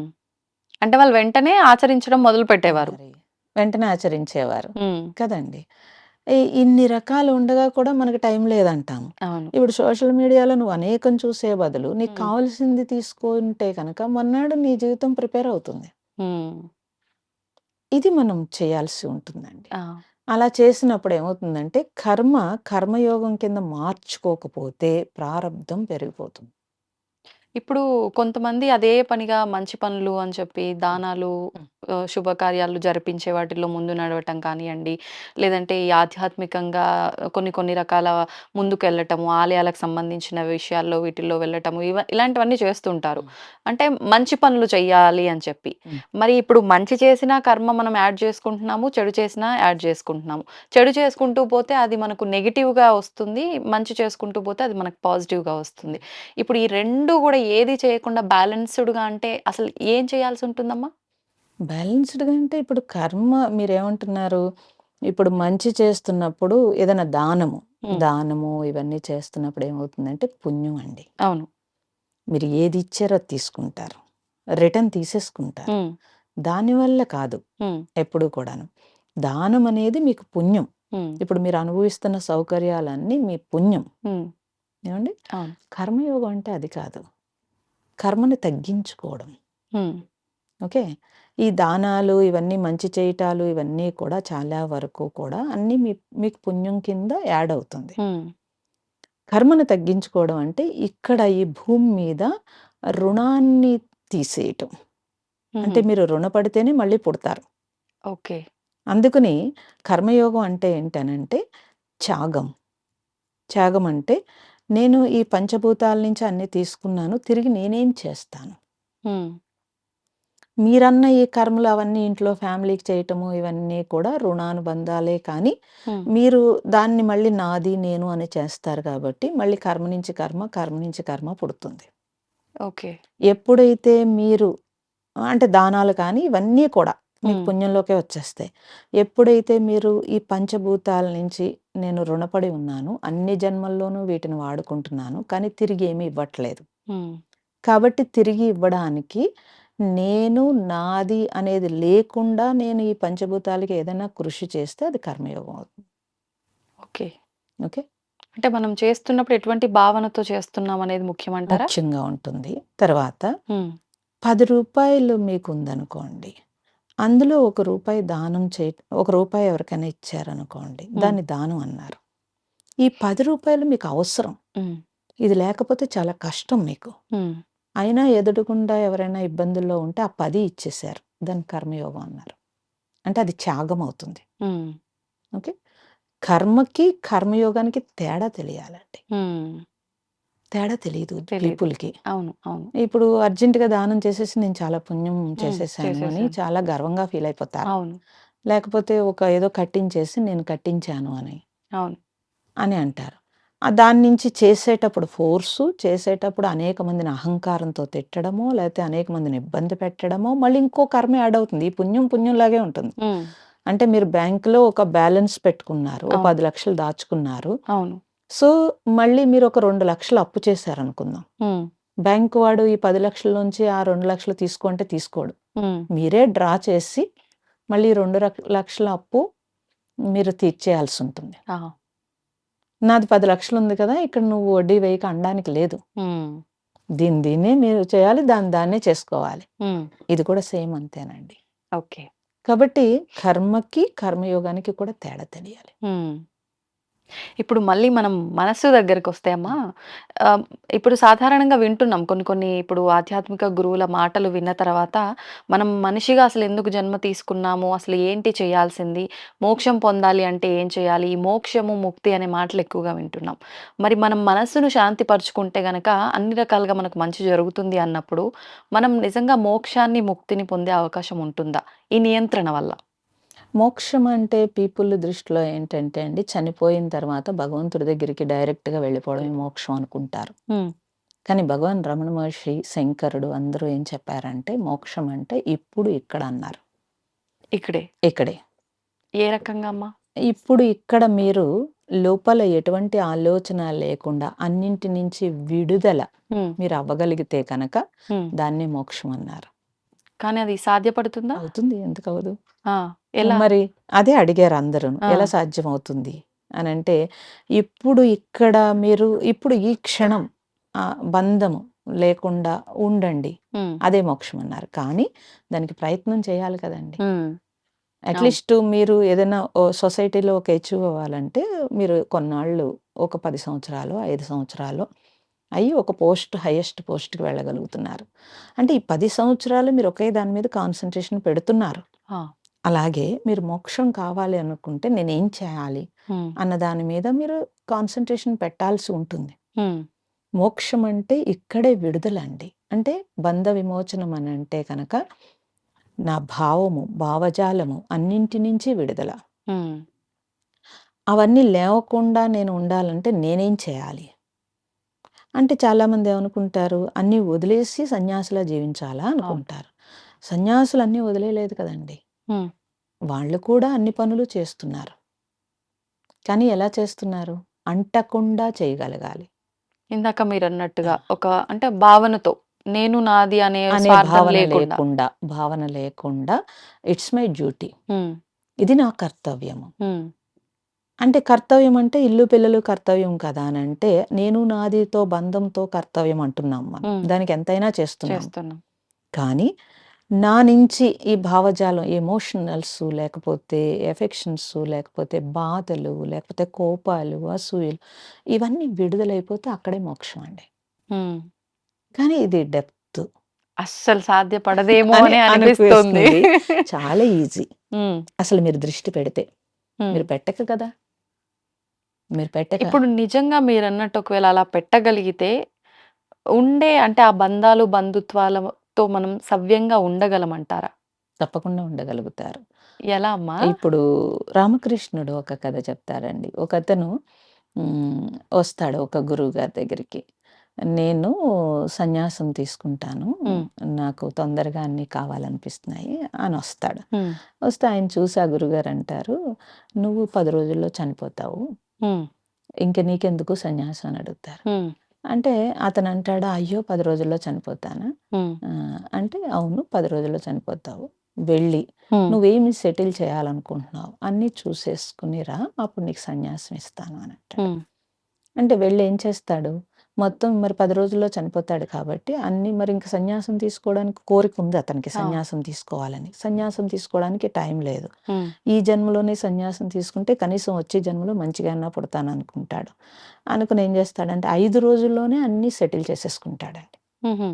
చేసేసుకొని మొత్తం 5 రోజులు అసలు ఎలా అండి 10 రోజుల్లో నేనెలా చేస్తానని గురువుగారి మీద కాళ్ళ మీద పడతాడు. హ్మ్. అంటే లేదు నువ్వు ఆ ఫ్యామిలీ అంతా ఇబ్బంది పడుతుంది. నువ్వెళ్లి సెటిల్ చేసుకోమంటారు. వెళ్ళి ఇంక రాత్రుళ్ళు, పగలు నిద్రపోకుండా మొత్తం చూసేసుకొని ఎవరెవరికి ఏం చేయాలో అన్ని ఏర్పాట్లు చేసేస్తాడండి. ఆ! మొత్తం అన్నీ చేసేసి అతనికి 5 రోజులో, 6 రోజులో పడుతుంది. తిరిగొచ్చేస్తాడు. హ్మ్. వచ్చేస్తే గురువుగారి దగ్గరికొస్తే ముందు ఈ జపం చెయ్యి అంటాడు. హ్మ్. ఇదేంటి ఇంక 4 రోజులే టైం ఉంటే ఈయన మళ్ళీ జపం చెప్తాడేంటి నాకు సన్యాసం ఇవ్వకుండాను అనంటే, "నువ్వు శుద్ధి అవ్వకుండా ఆ! ఇంక సన్యాసం కుదరదు కాబట్టి నువ్వు జపం చెయ్యి" అంటాడాయన. ఓహ్! జపం చేస్తూ ఉంటే ఇంకో 3 రోజులు గడిచిపోతుంది. ఆ! ఇంకొక్క రోజు ఉంటుంది. ఒక్కరోజు. ఈ ఒక్క రోజులో స్వామి కనీసం నేను చచ్చిపోయేలాగా మళ్ళీ రేపు చచ్చిపోతాను కదా నేను. అవును. 24 అవర్స్‌లో నాకు మీరు సన్యాసం ఇచ్చేస్తే నేను ప్రశాంతంగా చచ్చిపోతాను అని అంటాడు. ఆయనంటాడు, "నువ్వు గురు పూజ చేయాలి నాయనా. ఈ ఒక్క రోజులో నువ్వు గురు పూజ పెట్టు అప్పుడు సన్యాసం ఇస్తానంటాడు. హ్మ్. ఈ ఒక్క రోజులో నేను గురు పూజ చేసేసి ఎప్పుడుకి సన్యాసం తీసుకుంటా. తీసుకోవాలి అని చెప్పి మళ్ళీ దానికి కూడా ఏర్పాటు చేసేసుకుంటాడు. ఆ! అన్ని ఏర్పాట్లు చేసేసి రెడీగా ఉంటాడండి. హ్మ్. సరే నాయనా ఇప్పుడు రాత్రి అయిపోయింది కదా! మరి తెల్లవారు లేసాక అప్పుడు నువ్వు బ్రతికుంటే సన్యాసం ఇద్దాము అనుకుని. హ్మ్. అతను రాత్రి పడుకునేటప్పుడు బాధపడతాడు. అరే! అసలు నేను తెల్లారి లెగుస్తానా? అయిపోయింది లేదు. కదా మరి టైము. ఈయన చూస్తే అనవసరంగా ఈయన్ని పట్టుకున్నాను. ఆ! ఈయన చెప్పిన మాటలు పట్టుకొని అన్నీ సెటిల్ చేసేసి వచ్చి జపం చేయించారు. తర్వాత గురు పూజ చేయించారు. అన్నీ చేయించారు. ఇంక ఈ తెల్లారితే ఎలాగా? అవును. అనుకుంటాడండి. అనుకుని సరే ఇంక తెల్లారితే తీసుకుందాం. ఇంక చేసేదేమీ లేదు కాబట్టి పడుకుంటాడు.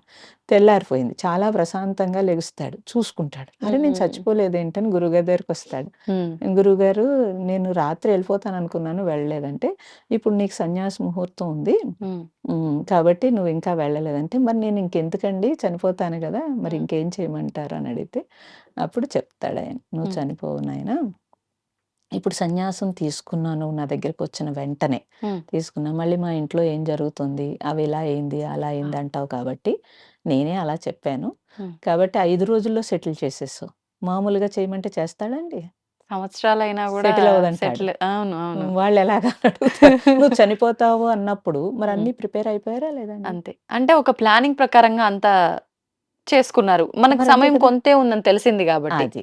హ్మ్. కదండీ! అందుకని రామకృష్ణుడు ఏం చెప్తాడంటే, హ్మ్. ప్రతిరోజు నీ మరణం కిందే లెక్క. హ్మ్. ఇంక రాత్రి పడుకునేటప్పుడు నువ్వన్నీ సర్దుకుని రాత్రి పడుకుంటున్నావు కదా నిద్రకి. అవును. కాబట్టి ఈ రోజే నా జీవితం అని నువ్వు అనుకున్నప్పుడు, రేపు నీకు కొత్తగా ఉంటుంది, ఫ్రెష్‌గా ఉంటుంది. అప్పుడు ఓకే. నీ మనస్సు ఈ పనులు, ఆ పనులు, ఈ పనులు చేయదు. హ్మ్. కదండీ! అప్పుడేం చేస్తుంది మనస్సు? ఈరోజు ఏం చేయాలి అని ఆలోచిస్తుంది. హ్మ్. అప్పుడు మీరు దానికి ఏదైనా ఇవ్వచ్చు గాక. హ్మ్. అప్పుడు మీ చేతుల్లో ఉంటుంది మనస్సు. లేదు అనుకోండి, మీరు ఆ బంధము హ్మ్. నేను 10 ఏళ్ల తర్వాత ఇది చేయాలి, చెయ్యాలి. 5 ఏళ్ల తర్వాత ఇది చేయాలి. అనవసరంగా 5 ఏళ్ల క్రితం ఇలా చేశాను కాబట్టి, లేతే ఇలా అవుదును. హ్మ్. ఇవన్నీ వస్తున్నాయా? రావట్లేదండి. వస్తున్నాయి. కాబట్టి వర్తమాన జీవితం అన్నారు. హ్మ్. ఈ క్షణమే మీది. ఇప్పుడు ప్రస్తుతం ఈ మాత్రమే. ప్రెజెన్స్. హ్మ్. ఈ ప్రెజెన్స్‌లో ఉండడం అనేది మనం అలవాటు చేసుకుంటే కనుక, హ్మ్. అసలు మీ థాట్స్ సగం పోతాయండి. హ్మ్. మీ మనస్సు మీ కంట్రోల్‌లో ఉంటుంది. నేను ఉండలేకపోతున్నానంటే దానికే ప్రాక్టీస్ చేయమంటున్నాం మేము. ఆ! నువ్వు ధ్యానమే ప్రాక్టీస్ చేస్తావా? ఏం చేస్తావు? ముందు ఓ టైం ఒక అరగంట కట్ చెయ్యి.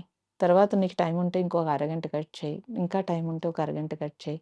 లేదంటే ఫస్ట్ అన్నెసెసరీ థింగ్స్ అన్నీ తీసేయాలండి. తీసే ఏది పని చేస్తున్నా మీరు, హ్మ్. ఇది నేనెందుకు చేస్తున్నాను? ఇది నాకు అవసరమా? హ్మ్.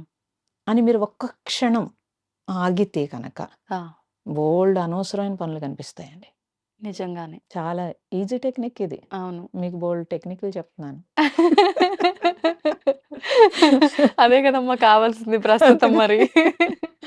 అందుకని ఈజీగా ఆ! అలా మీరు చాలా సింపుల్‌గా చేసుకోవచ్చండి. మీరు లైఫ్ చెప్పినంత సింపుల్ అయితే ఏం కాదు ఇదంతా. మీకు చెప్పడానికి సింపుల్‌గా ఉంది. మాకు వినడానికి సింపుల్‌గా ఉంది. మేము ఆచరించినప్పుడే మేము ఇన్ని తెలుస్తుంది. పనులు ఎలా చేస్తున్నాం చాలా మంది అడుగుతారు నన్ను. అవును. ఇప్పటికి బోలెడు మంది అడుగుతారు. హ్మ్. హ్మ్. నేను ఓంకార మహిమ అంటాను. అవును. ఎప్పుడైతే ఓంకారం చేస్తూ ఉన్నానో హ్మ్. థాట్స్ సగం ఆగిపోయినాయి. ఆ! ఓకే.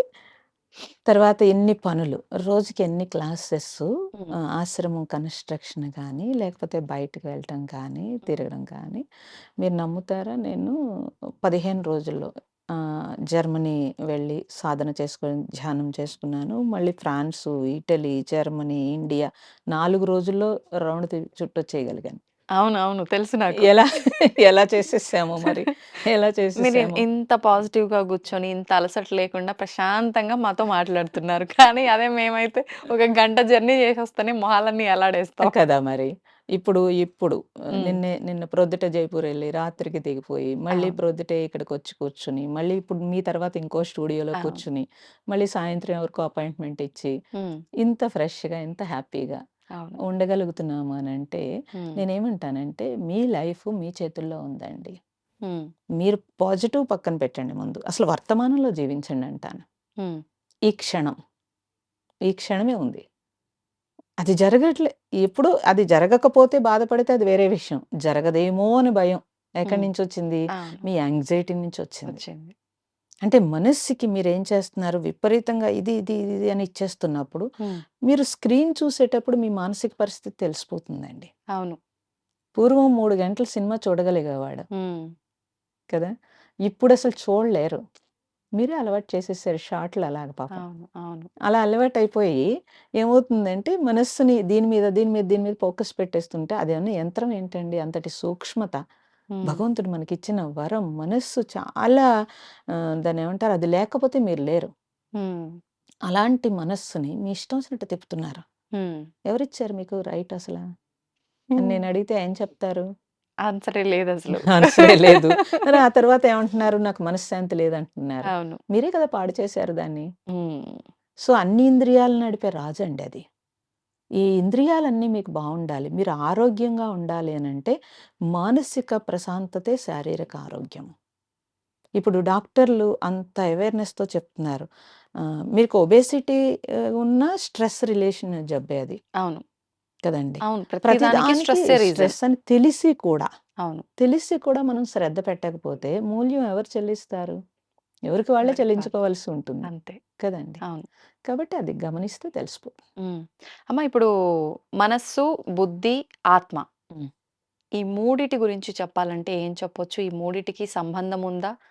అసలు ఆత్మకి, మనస్సుకి ఉన్న డిఫరెన్స్ ఏంటి? ఈ 2 ఒక్కటేనా? అంటే ఏం చెప్పొచ్చు? రెండు ఒకటి ఎలా అవుతాయండి? హ్మ్. ఆత్మ యొక్క శక్తి, ఆత్మ శరీరాన్ని తీసుకుంది హ్మ్. కదండీ! శరీరం తీసుకున్నప్పుడు పిల్లవాడికి 10 సంవత్సరాలు లేకపోతే మీరు ఇప్పుడు అడ్వాన్స్ కాబట్టి కొంచెం తొందరగా మనస్సు 7 సంవత్సరాలకో, 6 సంవత్సరాలకో ఏర్పడుతోంది. హ్మ్. అంతకుముందు లేదు అంటే కదండీ! మెచ్యూరిటీ అనుకోవచ్చా అమ్మా? మెచ్యూరిటీ కాదు. హ్మ్. వాడి ఆలోచనలు ఇది ఇది ఆలోచించాలి. దీన్ని ఇది అనేది అన్నీ గుర్తుపెట్టుకుని అన్నీ చేసేదంతా కూడా హ్మ్. బాల్యంలో లేదు. 1 లేదు. ఇయర్‌లోనూ అలాగ లేదు. అంటే తల్లిని ఊమ్‌లో ఉంటాడు కాబట్టి గుర్తుపడతాడు. తండ్రిని వైబ్రేషన్స్ ద్వారా గుర్తుపడతాడు. ఇలా ఆ! అన్నీ అలా గుర్తుపడతారు వాళ్ళు. అవును. అంతేగాని మనసుతో గుర్తుపట్టరండి. ఆ! అలా మనసుతో గుర్తుపట్టరు. కాబట్టి స్వచ్ఛంగా ఉన్నారు. అంటే హ్మ్. ఆత్మస్థితిలో ఉన్నారు. అందుకని ఆ పిల్లల్ని చూస్తే మనకు కూడా హాయి అనిపిస్తుంది. హ్మ్. కదండీ! ఎంతమందైనా వాళ్ళ చుట్టూ కూర్చోగలుగుతారు. అవును. ఎంతసేపైనా కూర్చోగలుగుతారు. అవును. కాబట్టి మనస్సు అనేది స్టార్టింగ్ మీరు రాలేదు కదండీ! ఆత్మే ఉంది. హ్మ్. ఆత్మ శరీరాన్ని దాల్చింది. ఆత్మ యొక్క శక్తి ద్వారానే మీ బుద్ధి, మీ మనస్సు, మీ ఇంద్రియాలు అన్నీ పనిచేస్తున్నాయి. హ్మ్. ఓకే. ఆత్మ యొక్క శక్తిని తీసుకుని మనస్సు పనిచేస్తుంది. హ్మ్. బుద్ధి కంట్రోల్ చేస్తుంది. బుద్ధిలో ఏంటంటే మీ వివేకము, మీ వివేచన ఇవన్నీ ఉంటవి. సో, అది ఆపగలుగుతుంది. హ్మ్. మనస్సు ఇలా చేసేద్దామంటే బుద్ధి వెంటనే వద్దు అని చెప్పిందనుకోండి. హ్మ్. మీరు మాట వినిస్తే పర్వాలేదు. మళ్ళీ దానికి 100 పెట్టారనుకోండి. హ్మ్. అప్పుడు వెంటనే బుద్ధి కూడా పక్కకి వెళ్ళిపోవలసి ఉంటుంది. కాబట్టి మనస్సుని కంట్రోల్ చేసేది బుద్ధి. హ్మ్. మనస్సుకి శక్తినిచ్చేది ఆత్మ. ఓకే. అంటే తనివ్వదు. మనస్సే తీసుకుంటుంది. తీసుకుంటుంది. ఎనర్జీ మరి అక్కడి నుంచే కదండీ! ఆత్మ నుంచే ఎనర్జీ వస్తుంది. అన్నింటికి హ్మ్. ఆత్మ నుంచే ఎనర్జీ వస్తుంది. ఆ! మహాత్ములందరూ కూడా ఈ మనస్సు లేని స్థితిలో హ్మ్. ఆత్మగా జీవించినప్పుడే హ్మ్. వాళ్ళకి ఆ జ్ఞానం ఉంటుంది. హ్మ్. కాబట్టి అందుకే ఆత్మ సాక్షాత్కారం కాదు. అవును. ఆత్మగా జీవించటమే ఉందిక్కడ. హ్మ్. ఉంటే మనస్సు, బుద్ధి పక్కకెళ్తాయండి. హ్మ్. కంట్రోల్‌లో ఉంటాయి. అమ్మా సాధారణంగా మనం చూస్తూ ఉంటాము. మన పక్కన వాళ్ళు ఏదైనా మాట్లాడినా గూడా, అది మనకు సంబంధం ఉన్న విషయమైనా, కాని విషయమైనా గూడా, మనం దానికి ఎక్కువగా రియాక్ట్ అయిపోతూ ఉంటాం. హ్మ్. అక్కడికక్కడే కొన్ని సందర్భాల్లో గొడవ గూడా చేసేస్తూ ఉంటాము. అంటే ఇక్కడ మనం రియాక్ట్ అయ్యాము అనంటే, అది మన మనస్సు ప్రభావితం అయింది అని అనుకోవచ్చా? అవును. అంటే మీరు గమనిస్తే తెలుస్తుంది.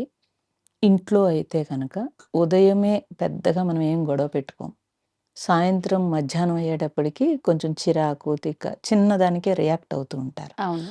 అలాగే మీ ఎమోషనల్స్ మీకు కంట్రోల్ లేవనుకోండి, ఎవరు ఒకవేళ వాళ్ళ మంచి చెప్పినా కూడా మనకి నచ్చదు. అవును. ఇంకొకటి చాలామంది అభిప్రాయాలతో, నిర్ణయాలతో గట్టిగా కూర్చునుంటారు. అది వాసన హ్మ్. అంటాము. అంటే మొండిగా ఉంటారు. సంస్కారము ఇవన్నీను. హ్మ్. వాళ్ళు ఇంకా ఏ చిన్నదానికైనా వెంటనే వాళ్ళ అభిప్రాయానికి అది నచ్చదు. అభిప్రాయంతో ఉండిపోయారు. హ్మ్. ఓపెన్ మైండ్‌తో లేరు. అప్పుడు ఎక్కువ కష్టపడతారు. హ్మ్. ఎక్కువ కష్టపడతారు. సో, ఎదుటివాడు మనకు నచ్చినట్టు ఉండడండి. అవును. మీరు ప్రారబ్ధానుసారము అందరం రిలేషన్ కదా ఇదంతా కూడాను. మనకు నచ్చినట్టు ఏమి ఉండరు. హ్మ్. కాబట్టి మనం కనీసం మనకు నచ్చినట్టు ఉంటే ఎదుటివాడిని యాక్సెప్ట్ చేయగలుగుతాం. హ్మ్. ఎమోషనల్స్ కంట్రోల్ అవ్వకుండా మీరు ఏ పరిస్థితిలో ఏది సరిగ్గా రిసీవ్ చేసుకోలేరు. మీరు ఇంట్లోనే చూస్తే ఒక ఇద్దరు, ముగ్గురు పిల్లలుంటే కనుక అమ్మ చెప్పింది ఒకడు వెంటనే రిజెక్ట్ చేస్తాడు. అవును. ఒకడు యాక్సెప్ట్ చేస్తాడు. ఒకడు ఇమ్మీడియేట్‌లీ అర్థం చేసుకోగలుగుతాడు. ఆ! అంటే అది ఒకే తల్లి కడుపున పుట్టారు. అవును. అది వాళ్ళ సంస్కార బలమే కదా! హ్మ్. ఇదంతాను. కాబట్టి ఆహ్, మనము ముందు మన మన ప్రశాంతత గురించి మనం కొంచెం టైం కేటాయించిన మనం చూసుకోగలిగితే కనుక హ్మ్. మీకు ఎదురుపడిన అన్నీ కూడా మీకు వెంటనే ఎమోషనల్స్ రావు. మీకు స్ట్రెస్ రాకుండా ఉంటుంది. హ్మ్. ఇప్పుడు వాళ్ళేదో అన్నారు. మీరేదో రియాక్ట్ అయ్యారు. వాడెళ్ళిపోతాడు అక్కడి నుంచి. అవును. కానీ ఈ రియాక్షన్ ఏదైతే ఉందో మీరు అనారోగ్యం తీసుకోవాల్సి ఉంటుంది. హ్మ్. వాళ్ళెవరు మీ కూడా రారు. మీకు అనారోగ్యం వస్తే మళ్ళీ మీరే సఫర్ అవ్వాల్సి ఉంటుంది. అవును. ఇది గుర్తుపెట్టుకోవాలసల. ఓకే. ఇది గుర్తుపెట్టుకుంటే కనుక హ్మ్. ఇప్పుడు మనకి నచ్చలేదు. ఆ! ఓకే. కామ్‌గా ఊరుకోవడమే. లేదు అంటే ఆ! వచ్చేసింది. కోపం వచ్చేసింది. అవును. మీరు కంట్రోల్ చేసుకోలేకుండా ప్రదర్శించేశారు. హ్మ్. తర్వాతైనా మనకు తెలుస్తుంది నాకు కోపం వచ్చిందని. అవును. అట్‌లీస్ట్ వెనక్కి వెళ్ళి వాళ్ళకి సారీ చెప్పగలిగితే గనక కొంత పోతుంది. లేదనుకోండి, మీరు సమర్థించుకున్నారనుకోండి, ఆ గిల్ట్ అనేది మీకు లోపల ఉంటుంది. ఉంటుంది. పైకి సమర్థించుకోవచ్చు కాక. ఆ గిల్ట్‌ని మీరు మోస్తే కనుక అది కూడా అనారోగ్యమే. హ్మ్. ఇవన్నీ బీపీ‌లకి కారణం అవుతాయి లాంగ్‌లో. అవును. ఇప్పుడు మీకేం తెలియపోవచ్చు. లాంగ్‌లో బీపీలు, షుగర్‌లకి అన్నిటికి కూడా ఎమోషనల్సే ఎక్కువ కారణం. ఇప్పుడమ్మా మీరన్నట్టుగా అంటే పరిస్థితిని బట్టి మనం అక్కడ సైలెంట్‌గా ఉండాలా? మనం రియాక్ట్ అవ్వాలా అనేది మనం చూజ్ చేసుకోవాలా? అక్కడ పరిస్థితి ఏదైనా సరే మౌనమే సమాధానం అనుకోవచ్చా? అన్నింటికి మౌనం సమాధానం కుదరదండి. హ్మ్. ఎవడో వచ్చి మనకి ఏదో భుజం మీద చేయి వేసాడనుకోండి, మనం మౌనంగా ఉంటామా? లాగి పెట్టి కొట్టాల్సిందే. మరి పరిస్థితిని బట్టి రియాక్ట్ అవ్వాలి ఎప్పుడూ కూడా. హ్మ్. పరిస్థితిని బట్టే. అది అవసరమా? కాదు. అవసరమైతే రియాక్ట్ అవ్వు. హ్మ్. అవసరం లేదనుకోండి, రియాక్ట్ అవ్వకు. నాకు సంబంధం లేదు. హ్మ్. వదిలేయి. ఇప్పుడు ఈ సిట్యుయేషనే ఉందనుకోండి. అది మన బుద్ధి బట్టి మన ఆలోచన, మన రియాక్షన్ ఉంటుందా? మన మనసును బట్టి ఉంటుందనుకోవచ్చా? మీ బుద్ధిని బట్టే ఉంటుంది. బుద్ధిని బట్టే ఎందుకంటే ఉంటుంది. బుద్ధి మనస్సుని కంట్రోల్ చేస్తున్నంత సేపు మీకు పెద్ద ప్రాబ్లమ్ కాదండి. హ్మ్. బుద్ధి మాట కూడా వినని స్పీడ్ అయిపోయిందనుకోండి మనస్సు, హ్మ్. ఇంక మీ కంట్రోల్‌లో ఉండదు. దాన్నే అంటే దానికి వచ్చేటప్పటికి ఏమవుతుంది అనంటే తప్పనిసరిగా వాళ్ళు యాంగ్జైటీ పెరిగిపోయి డిప్రెషన్‌లోకి వెళ్ళిపోతారండి. హ్మ్. అంటే స్పీడ్ మైండ్ ఎలా అయిపోతుందంటే డిప్రెషన్ అంటేనే 90% స్పీడ్ మీద ఉంటుందండి. ఆ! నార్మల్ అంత స్పీడ్ ఉండదు. సో, మీరు టాబ్లెట్స్ వేస్తే కనుక సప్రెస్ చేస్తుంది మైండ్‌ని. ఆ! డిప్రెషన్‌కి టాబ్లెట్ వేస్తే సప్రెస్ చేస్తుంది. ఓకే. అంటే యాంగ్జైటీని సప్రెస్ చేస్తుంది. హ్మ్. కానీ అది ఇంకా ఎక్కువైపోతే నిద్ర. హ్మ్. నిద్ర తప్పించి డీప్ స్లీప్ తప్పించి ఇంక వాళ్ళని కంట్రోల్ ఆప్షన్ చెయ్యలేరు. లేదు. ఆ! కానీ దానివల్ల ఆర్గాన్స్ పాడైపోతాయి.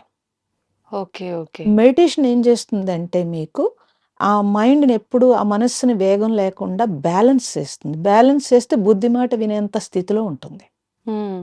అంటే ఒక రకంగా ఈ మెడిసిన్ ఇవన్నీ గూడా మనం దాన్ని కంట్రోల్ చేస్తున్నాం. అణచిపెడుతున్నాము. అణిచిపెడుతున్నారు. ధ్యానం చేయటం వల్ల దాన్ని కొంత కొంతగా తీసేస్తున్నాము. మీరు మెడిసిన్ అయిపోయాక ఇంక వాళ్ళు కూడా కంట్రోల్ చేయలేని పరిస్థితిలో మీరు ధ్యానం ప్రాక్టీస్ చేయండి అని చెప్తారు వాళ్ళు కూడా. హ్మ్. ఇప్పుడు ఒక అవేర్‌నెస్ వచ్చిందండి. డాక్టర్స్ కూడా వాళ్ళ స్ట్రెస్ అంటే ఎక్కువైపోతుంది అవును. కాబట్టి అవును. వాళ్ళు కూడా దీన్ని టేకప్ చేశారు కాబట్టి పేషెంట్స్‌కి ఎక్కువగానే చెప్తున్నారు. హ్మ్. ఎవరికైనా సరే చక్కగా వాళ్ళు మీరు ఇలా తగ్గించుకోండి, ఇలా చేయండి హ్మ్. అని వాళ్ళే చెప్తున్నారు. ఓకే. పేషెంట్‌కి ఎప్పుడు కూడా డాక్టర్ చెప్తే బాగా నమ్మకం ఉంటుంది. అవును. కాబట్టి మీరు తప్పనిసరిగా మెడిటేషన్ ద్వారా మనస్సు వేగాన్ని తగ్గించొచ్చు. అంటే ఆలోచనకి గ్యాప్ పెరుగుతుంది. హ్మ్. అంటే ఆలోచన స్పీడ్ అవ్వదు. అవ్వదు. ఈ గ్యాప్‌లో మీరు బుద్ధి వికాసంతోటి ఏదైనా చేయొచ్చు.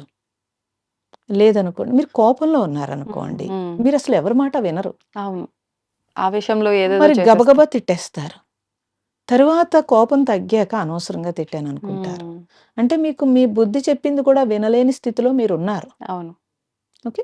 అక్కడ మనకు అర్థమైపోతుంది. అర్థమవుతుంది. మెడిటేషన్ ద్వారా ఏమవుతుందనంటే మైండ్ ఎప్పుడు అలా బ్యాలెన్స్‌డ్‌గా ఉంటుంది. హ్మ్.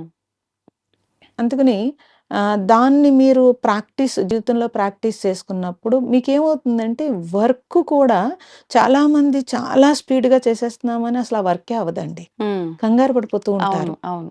కొంతమంది మీరు చాలా ఇప్పుడు ఇంకో అరగంటే టైం ఉంది. ఇంత వర్క్ ఉంది అన్నామనుకోండి పర్వాలేదు అని టేకప్ చేసి చేసేయగలుగుతారు. చేసేస్తారు. అంటే ఏంటి వాళ్ళ మైండ్ వాళ్ళ బ్యాలెన్స్‌లో ఉంది. హ్మ్. ఇది చూస్తే తెలుస్తుంది మనకి అవునవును. కదా! అవును. సో, మీరు ఎప్పుడైతే బ్యాలెన్స్ చేసుకుంటారో మీ వర్క్ ఈజీ అవుతుంది. హ్మ్. తర్వాత మీ సరౌండింగ్స్‌లో మీరు ఎవరిని ఇబ్బంది పెట్టకుండా ఉంటారు. హ్మ్. మీరు కూల్‌గా ఉంటారు. మీరు ఆరోగ్యంగా ఉంటారు. మీ చుట్టూ ఉన్న వాళ్ళు కూడా ఆరోగ్యంగా ఉంటారు. అంతే. నిజంగా అంటే చిన్న చిన్న ఏదైతే లాజిక్స్ ఉన్నాయో అవి ఆ మెలికలు పట్టుకుంటే అంతే. గనక దీనికి పెద్ద సాధన బ్యాలెన్స్‌డ్‌గా చేయక్కర్లేదండి. దీనికి పెద్ద సాధన చేయాలా ఆ! ఏంటి? అంటే యాహ్! చేయాల్సిన అవసరం ఉందనిపించిన వాళ్ళు చెయ్యొచ్చు. అది వేరే విషయం. లేదు నేను చెయ్యలేను నాకదంతా అసలు ముందు వర్కౌట్ మీరు అవ్వదు. స్టార్ట్ చేస్తే హ్మ్.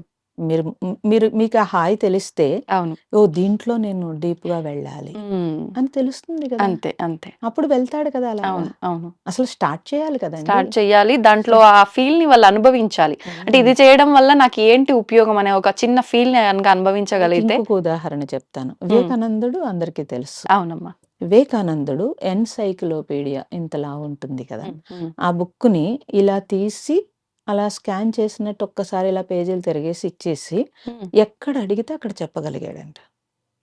ఎలా చెప్పగలిగాడని చెప్పి వరల్డ్ వైజ్ రీసెర్చ్ చేశారు. ఇప్పటి వరకు ఎవరూ చెప్పలేదండి అలాగా. హ్మ్. ఎవరు చెప్పకపోతే రీసెర్చ్ చేస్తే, వాళ్ళు రీసెర్చ్ చేస్తే తెలిసిన విషయాలేంటంటే, చాలా చిన్న వయసులో హ్మ్. వాళ్ళ మదర్ ఏదో పని చెప్తే మర్చిపోతే ఆవిడ తిడుతుంది. హ్మ్. స్కూల్‌కి వెళ్ళి ఏడుస్తూ డల్‌గా కూర్చుంటాడు. ఆ టీచర్ అడుగుతారు, హ్మ్. "ఎందుకు డల్‌గా ఉన్నావు?" "మా మదర్ తిట్టింది. నేను అన్నీ మర్చిపోతున్నాను" అని. ఆయన చెప్తాడు, "నువ్వు ఏదో ఒక వస్తువుని అలా పెట్టుకొని దాన్నే నువ్వు కాన్సంట్రేషన్‌గా చూస్తూ కూర్చో." అంటే అంత చిన్న పిల్లవాడికి మెడిటేషన్, గిడిటేషన్ అయన్నీ చెప్పలేరండి. అవును.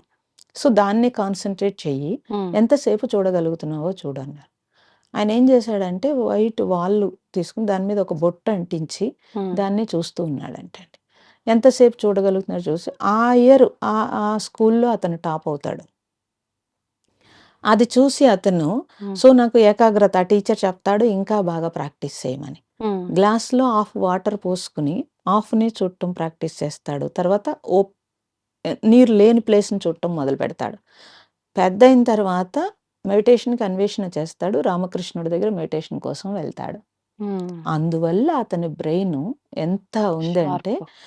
ఇలా అంటే ఇప్పుడు వరకు ఎవ్వరూ చేయలేని పని చేశారండి. హ్మ్. సో, ఇలాంటివన్నీ మన భారతదేశంలో హ్మ్. పూర్వీకులు, ఋషులు, మునులు ఎంతోమంది వాళ్ళు రీసెర్చ్ చేసి తపస్సు చేశారు. అంటే రీసెర్చ్ అనేది లేటెస్ట్ పదం అది. అవును. కానీ వాళ్ళ తపస్సు చేసి ప్రతి దాన్ని మనకి అదే సంపదండి. మన మన భారతదేశంలో లాంగ్ లైఫ్, ప్రశాంతమైన జీవితము, ఎవరి ఒకళ్ళకొకళ్ళు కొట్టుకోకపోవడము, హ్మ్. కుటుంబ వ్యవస్థ ఇదంతా కూడా వాళ్ళిచ్చిన సంపద ప్రకారం వచ్చామలాగా. అవును. ఇప్పుడు ఎవరినో చూసి మనం అంటించుకుని, హ్మ్. మనం ఇబ్బంది పడుతూ మళ్ళీ బ్యాకొచ్చి భారతదేశం యొక్క స్పిరిచ్యువల్ ఏంటని మళ్ళీ చూడాల్సొస్తోంది. అవును. నీకున్న సంపదది. హ్మ్. మీ ఇంట్లో ఉన్న సంపద నువ్వు వాడుకోవడం మానేసి, ఎవరో వాడుకుంటున్నారు. హ్మ్. విదేశీయులందరూ వచ్చి ఇక్కడ కూర్చుని నేర్చుకుని, హ్మ్. అక్షరాలు పలకడం రాదండి. కానీ మంత్రాలు నేర్చుకుంటారు వాళ్ళు. ఆ! మన ఇంట్లో మన పిల్లలకి మంత్రాలు నేర్పం. సో, దాని మీద ఎంత సైన్స్ ఉంది లోపల. హ్మ్. అసలు ఎవరు తెలుసుకోరు. అవును. ఎవరు తెలుసుకోరు. తెలుసుకో. ఈ దీపం ఇక్కడ పెడితే మనకు కలిసొస్తుందా? హ్మ్. హ్మ్. ఈ బొట్టు ఈ గుమ్మం దగ్గర పెడితే కలిసొస్తుందా? ఈ గుమ్మడికాయ ఇలా వెళ్ళెడగడితే హ్మ్. కలిసొస్తుందా? లేకపోతే ఈ 5 ఒత్తులు ఇలా పెట్టొచ్చా? హ్మ్. దీన్ని ఆవు నేతితోటే పెట్టొచ్చా? లేతే గేదె నేతితో పెట్టొచ్చా? అని అని ఇప్పుడు ఆవు నెయ్యి అంటే ఆడు కలర్ కలిపి అమ్మిందంతా పొల్యూషను చేసుకొస్తూ, హ్మ్. ఇంకో పాపం మూటగట్టుకుంటూ ఏదండి కలిసొచ్చేది? అవును. దీని మీద ఇంట్రెస్ట్ ఉందే ఉంది. తప్పించి ఒరిజినల్‌గా మనకిచ్చిన సంపదుంది. దాన్ని వాడుకొని నువ్వు ఆరోగ్యంగా, ఆనందంగా జీవించు అని మేము చెప్పినా ఎక్కదు. ఎక్కదు. వేదాంతాలు చెప్తున్నారనిపిస్తుంది అనిపిస్తుంది. మూర్ఖులకి. అంటే ఆ! ఇన్‌స్టంట్ కావాలండి. అంతే. అంతే. ఇన్‌స్టంట్ కావాలి. హ్మ్. ఇన్‌స్టంట్ నీ దగ్గరే ఉంది. అవును. బయట వెతకూడదు. అంటే ఒక రకంగా ఇక్కడ గూడా ఓపిక అనేది లేకపోవటం. అవును. కోరికలు ఎక్కువైపోవడము, అవి ఎక్కువైపోవడము. తొందరగా హ్మ్. నెరవేరాలనే హ్మ్. ఒక ఆలోచన నేనేం విధానం చేయకూడదు. ఉండటము పైనుంచి పడాలి. వచ్చేసేయాలన్నీ. ఆ! అన్నీ వచ్చేసేయాలి. దానికి అంతే. తగ్గట్టుగా స్పిరిచ్యువల్‌లో అందుకే రకరకాల మోసాలు జరుగుతాయండి. హ్మ్. నేను ఇదిచ్చేస్తాను, అదిచ్చేస్తానని అవునవును. గురువులు కూడా మోసం ఎక్కువైపోతారు. చేసేయొచ్చు ఈజీగా. ఇస్తారు, హ్మ్. వస్తారు కూడా అలాగా. అది అది వాళ్ళ తప్పు కాదు. పీపుల్ అవునవును. అలాగొస్తుంటే అంటే మరేం చేయాలి? అందరూ అని చెప్పలేం గానీ, కొంతమంది రావటం కాదు ఆల్రెడీ అవును. ఉంటారు. హ్మ్. తప్పదండి ఇది. అవును. ప్రపంచంలో అన్ని రంగాల్లోనూ ఇంతే అవును. ఉంటుంది. అమ్మ మీరిప్పుడు చెప్పిన ఆ వివేకానందుడి ఉదాహరణ విన్న తర్వాత నాకొకటి అడగాలనిపించింది. అంటే వాళ్ళ మదర్ చెప్పిన మాట ప్రకారంగా ఆయన ఆచరించిన ఆ విధానం ఏదైతే ఉందో ఆయనని ఎక్కడి వరకు తీసుకెళ్ళింది అనేది ఒకటి అర్థమవుతోంది. అంటే పిల్లలు ఎటువంటి కల్మషం లేకుండా అసలు వాళ్ళకు అంటే ఆలోచించే శక్తి ఉందా? లేదా? అదంతా పక్కన పెడితే మీరిందాక ఇంకో మాట గూడా అన్నారు. వాళ్ళ పక్కన కూర్చుంటే ఎంతసేపైనా ఎంతమందిమైనా అలా కూర్చుండిపోతాము సమయం తెలియకుండా. అంటే వాళ్ళ దగ్గర ఎలాంటి ఆలోచనలు, స్వార్థము, కల్మషం ఇలాంటివి ఏమీ లేవు. హ్మ్. అంటే వాళ్ళ మనస్సు అనేది అక్కడికి ఒక మంచి స్థితిలో అక్కడికి ఉంది. ఉండిపోయింది. హ్మ్. ఎలాంటి స్ట్రెస్‌కి ఏది గూడా గురవ్వలేదు. కానీ ఒక స్టేజ్ ఒక కొన్ని సంవత్సరాలొచ్చిన తర్వాత ఆటోమేటిక్‌గా వాళ్ళు గూడా పెద్దవాళ్ళ ధోరణిలోకే వచ్చేస్తూ హ్మ్. ఉంటారు. ఆలోచన ర రకంగా చూసుకుంటే. అంటే ఇదంతా కుటుంబము మీరన్నట్టుగా పరిస్థితుల ప్రభావం అయితే ఉంది. కుటుంబంలో వాళ్ళ ఆలోచనలు, వాళ్ళ యొక్క మాటల ప్రభావం గూడా ఉంటుందనుకోవచ్చా? తప్పకుండా అందరి విషయంలో ఉంటుందండి. వర్తిస్తుందా ఇది? అందరి విషయంలోనూ హ్మ్. ఇక్కడ మీకు చెప్పినట్టుగా పొల్యూషన్ అంటే దుమ్ము, ధూళి కాదండి. థాట్ పొల్యూషనే పొల్యూషన్. హ్మ్. మీరు గమనిస్తే ఇంట్లో చిన్న పిల్లలు ఉన్నారనుకోండి బాగా తెలుస్తుంది. 1 ఇయర్ లోపు పిల్లలు ఇంట్లో ఉంటే ఎవరైనా కొంతమంది వస్తే గమ్ముని నవ్వుతూ మీదకి దూకుతారు. కొంతమంది వస్తే ఏడుస్తారు. హ్మ్. బలవంతంగా మీరు ఎత్తుకుంటే ఏడుస్తారు. అవును. అంటే ఆ వేవ్స్ వాడికి సూట్ అవ్వట్లేదు. తర్వాత వచ్చి పోయి మీరు బజార్‌లకవి తీసుకెళ్తే రాత్రి వాడు పడుకోడు. హ్మ్. అంటే ఆ తరంగం వాడు తట్టుకోలేకపోతున్నాడు. మన పెద్దలేం జేసేవారు? ఉప్పు దిష్టి తీసి పడేసేవారు. అవును. కదండీ! హ్మ్. అంటే ఉప్పేంటంటే ఆరాశక్తిని పెంచుతుంది. హ్మ్. ఎప్పుడైతే మీరు తీసినప్పుడు నెగెటివ్ ఫోర్స్ పక్కకి వెళ్ళిపోతుంది. హ్మ్. అలా అని మీరు అస్తమానం బజారుకి తీసుకెళ్ళొచ్చి అస్తమానం ఉప్పు తీసేస్తే కాదు. అందుకని పూర్వీకులు ఏం చేసేవారు? 1 ఇయర్ వరకు అసలు చూపించేవారు కాదు. ర్యాప్ చేసేసి పడుకోబెట్టే ఉంచేవారు. ఆ! అంటే వాడింకా ఈ కంటితోటి చూసి అన్నీ ఘర్షణ కాకుండా కొంచెం హ్మ్. ప్రశాంతంగా ఉంచడానికి బిడ్డ ఉన్న రూమ్‌లోకి తల్లి తప్పించి ఎవరిని వెళ్ళనిచ్చేవారు కాదు. ఓకే. అంతలా పెంచారు. ఇప్పుడు 3 నెలలకే బజారుకు తీసుకెళ్తారు. అవును. థియేటర్‌లకి తీసుకెళ్తారు. అంతకంటే దుర్మార్గం ఇంకోటి ఉండదు. హ్మ్. హ్మ్. అవును. కాబట్టి తప్పనిసరిగా ఇంట్లో పిల్లలు ఉన్నప్పుడు హ్మ్. తల్లిదండ్రులు సంపాదన కంటే కూడా ముందు వాళ్ళ బిహేవియర్ కరెక్ట్‌గా ఉంటేనే ఆ పిల్లలు సవ్యంగా పెరుగుతారండి. ఏదో సంపాదించి వాళ్ళని అర్జెంట్‌గా పెద్దగా చేసేయాలనుకునే కంటే హ్మ్. మినిమమ్ నీడ్ ఫుడ్డు, చదువు ఇవి ఇవ్వాలండి. ఆ! నేను చెప్పట్లేదు. అవును. వాళ్ళకి అవసరం. ఉండాలి. ఆ! ఉండాలి. వాళ్ళకి అవసరం. దానికంటే మించి వాడికేదో ఆస్తి ఇవ్వాలనుకునే కంటే, హ్మ్. వాళ్ళతో ప్రేమగా మనం టైం గడపగలిగితే కనుక, వాళ్ళు మీ కంట్రోల్‌లోకొచ్చేస్తారు. అవును. అదే లేకపోతే కనుక, మీరు 15 ఏళ్ళు, 20 ఏళ్ల వరకు వాళ్ళని ఇప్పుడు పేరెంట్స్ అందరూ సఫర్ అవుతున్నదే అది. హ్మ్. వాళ్ళు ఎట్టి పరిస్థితిలో మన మాట వింటలేదంటున్నారు. అవును. ఎందుకు వింటారు? ఎందుకనంటే, మనము కుటుంబ వ్యవస్థని చిన్నాభిన్నం చేసేసాం. చేసేసుకొని భార్యాభర్తలిద్దరూ కొట్టుకుంటూ ఉంటారు. హ్మ్. ఒకవేళ వాళ్ళు లేరండి. వాళ్ళు స్కూలుకి వెళ్ళిపోయారు. అవును. మీరు ఇంట్లో దెబ్బలాడుకున్నారు. హ్మ్. వాడొచ్చేటప్పటికి ఆ ఇంటి వాతావరణం యొక్క ఆరాసక్తి ఎలా ఉంటుందండి? గొడవయిందంటే ఆటోమేటిక్ కదా! నెగెటివ్‌గానే ఆ ఉంటుంది. నెగెటివ్ ఉంటుంది. స్కూలు నుంచి రాగానే అక్కడ ఎంతమంది జనంలోంచి ఇంటికి రాగానే ఇల్లు ఒక దేవాలయంలా ఉండాలి తప్పించి, ఇంటికి రాగానే ఒక నెగెటివ్ వచ్చిందనుకోండి, వాడు తిక్క పెట్టేస్తాడు. హ్మ్. వీళ్ళు మధ్యాహ్నం దెబ్బలాడుకున్న తిక్కంతా వాడి మీద చూపిస్తారు. అవును. వాడికి అర్థం అవ్వదు. సడెన్‌గా వీళ్ళు నా మీద ఎందుకు రియాక్ట్ అయ్యారో వాడికి అర్థం కాదు. హ్మ్. అక్కడి నుంచి నెగెటివ్ స్టార్ట్ అయిపోతుందండి. అందుకని పిల్లలు ఎప్పుడు చూసి కూడా నేర్చుకుంటారు. హ్మ్. అబ్జర్వ్ చేసి నేర్చుకుంటారు. వాతావరణం రిసీవ్ చేసుకొని నేర్చుకుంటారు. అవును. 3 స్టేజుల్లో ఉంటారండి. దాన్ని బట్టి తల్లిదండ్రులు ఉన్నారనుకోండి. హ్మ్. మీరు కొంతమందిని చూస్తే ఆళ్ళ పేరెంట్స్‌ని నెత్తి మీద పెట్టుకొని చూస్తారు. వాళ్ళకి అంటే ఆ రెస్పెక్ట్ అది. ఉంటుంది. రెస్పెక్ట్‌తో చూస్తున్నారు. హ్మ్. ఆ రెస్పెక్ట్ ఎక్కడి నుంచి వస్తుందండి? ఆ పేరెంట్స్ నిజాయితీగా ఉన్నప్పుడు ఆ రెస్పెక్ట్ వాళ్ళు ఇస్తారు. హ్మ్. తప్పనిసరిగాను. అవును. కాబట్టి అసలా పిల్లలు దైవంతో సమానం అన్నారు. హ్మ్. మనం అక్కడ దైవం ఉంది అనుకుంటే ఒకలా ఉంటుందండి. అవును. లేదు నా పిల్లలే నా ఇష్టం అనుకున్నారనుకోండి, దాని మూల్యం రేపొద్దుట మనమే చెల్లించాల్సి ఉంటుంది. వాస్తవం. సొసైటీకి నష్టం, మీకు ఇబ్బంది. అవును. ఎవ్వరికైనా సరే వాళ్ళ పిల్లలు బావుంటే ఆ జీవితంలో వాళ్ళకి డబ్బక్కర్లేదండి. అవసరం లేదు. చాలా హ్యాపీ ఉంటారు. అవును. అందరూ కష్టపడేది దానికే కదా! సో, తమ పిల్లలు సక్సెస్ అవ్వాలని, మంచిగా ఉండాలని, హ్మ్. ఎవడో దొంగ అవ్వాలనో, రౌడీ అవ్వాలనో, లేకపోతే ఏదో చేయాలని ఏ తల్లిదండ్రులు కోరుకోరండి. అవును. కానీ మిస్టేక్ ఎక్కడ జరుగుతుంది అనంటే, వాళ్ళు చూస్తున్నారు, వాళ్ళు వింటున్నారు. మనం అట్‌లీస్ట్ ఏమీ లేకపోయినా ఫోన్‌లో మాట్లాడేటప్పుడైనా, మా అత్తగారు ఇంత దొంగ, హ్మ్. లేతే మా ఆడపడుచు ఇంత దొంగ, లేకపోతే మా చుట్టుపక్కల వాళ్ళు ఇలాంటి వాళ్ళు అని నువ్వు నెగెటివ్ మాట్లాడుతూ ఉంటే, అవును. వాడు రేపు రోజున నిన్నే దొంగ అంటూ ఉంటాడు. అంటే ఇంక అదే ఇచ్చాం మనం. అవును. సో, కాబట్టి నేనొకటే పేరెంట్స్‌కి చెప్పేదేంటంటే, హ్మ్. ఇల్లు దేవాలయంలో మీరు దీపం పెట్టడం ఒకటే కాదు. ఇంటి వాతావరణాన్ని మంచిగా ఉంచుకోవాలి. హ్మ్. మీరు ఎన్ని సోఫాలు పెట్టారు, ఎంత కాస్ట్‌లీ బెడ్‌లు పెట్టారు, ఏం పెట్టారు కాదు. ఎంత ప్రశాంతంగా ఇంటిని ఉంచుకున్నారు, ఎంత శుద్ధిగా ఉంచుకున్నారు అవును. అనేది చూస్తే గనక, ఆ హ్మ్. పిల్లలు మంచి సక్సెస్ అవుతారండి. కంపల్సరీ వాస్తవం. సక్సెస్ అవుతారు అవును. బాగా. అవునమ్మా. అది హ్మ్. చూస్తే తెలిసిపోతుంది. అవును. అంటే ఎలాగూ మనం బయటున్నంత సేపు వర్కు, ఆ స్ట్రెస్సు, ఈ పొల్యూషన్ రకరకాల ఇబ్బందులు పడుతూనే ఉంటాం. అంటూ ఉంటారు గదా! ఇల్లే దేవాలయము అని చెప్పి ఒక మాట అవును. కూడా. అవును. అంటే దేవాలయం అనే ఒక మాటే కాదు, నిజంగా దేవాలయం అయితే మనం ఎలాంటి ఆచారాలు, వ్యవహారాలు ఇవన్నీ నియమాలు పాటిస్తామో, అవన్నీ కూడా ఇక్కడ చూపిస్తే బాగుంటుంది ఒక రకంగా. బాగుంటుంది. ప్రొద్దుటే ఇంట్లో మన పూర్వీకులైతే వాళ్ళు స్నానం చేసి జగదీపం పెట్టి ఉండేవారండి. అవును. మనకి దేవుడు ఎప్పుడు ఈశాన్య మూలలో ఉంటాడు. ఈశాన్య మూలలో ఉన్నప్పుడు అందరూ కంపల్సరీ దాని చుట్టూ పనులు ఉంటాయి. తూర్పు వైపు ఈశాన్యంలో తూర్పు నుంచి రావడము, పనులు అన్నీ మనం వెస్ట్ నుంచి వచ్చేటప్పుడు కూడా తూర్పుకి చూడటం అన్నీ ఉంటాయి. అవును. ఆ విధంగానే మనకి వాస్తు ఉంటుంది. అవును. సో ఎప్పుడైతే దీపారాధన అలా చూస్తూ ఉంటాడో మనస్సు వెంటనే దానికి ఆ దీపానికి అటాచ్ అయ్యి ఆ స్పీడ్ ఆగుతుందండి. ఇదంతా కూడా మన పూర్వీకులు అంత డిజైన్ చేశారు. అవును. వాళ్ళు మామూలు సైంటిస్టులు కాదండి. అసలు ఇంకా మన జీవితానికి ఒక ఆనందాన్ని ఇచ్చేటట్టుగా వాళ్ళు డిజైన్ చేశారు. ఆ అగరబత్తి వెలిగించే ఆ స్మెల్, గంధము స్మెల్ వస్తే మనస్సు వెంటనే నెమ్మదించేస్తుంది. అవును. మనం పూజ చేసిన ఎవరైతే పూజ చేశారో వాళ్ళు ప్రశాంతంగా ఉంటారు. ఆ వేవ్స్ పిల్లలు తీసుకుంటారు. అవును. ఇంకా ఇన్ని ఏర్పాట్లు ఉన్నప్పుడు అవన్నీ మానేసి మరి మాకు పొద్దునే కుదరదండి వాళ్ళ క్యారేజీలు పెట్టాలి అని అంటే రాత్రి నువ్వు ఎర్లీగా పడుకో. రాత్రి స్క్రీన్ చూసి 11ంటికి పడుకుంటే ప్రొద్దుట ఎక్కడ లేవగలుగుతారండి? అవును.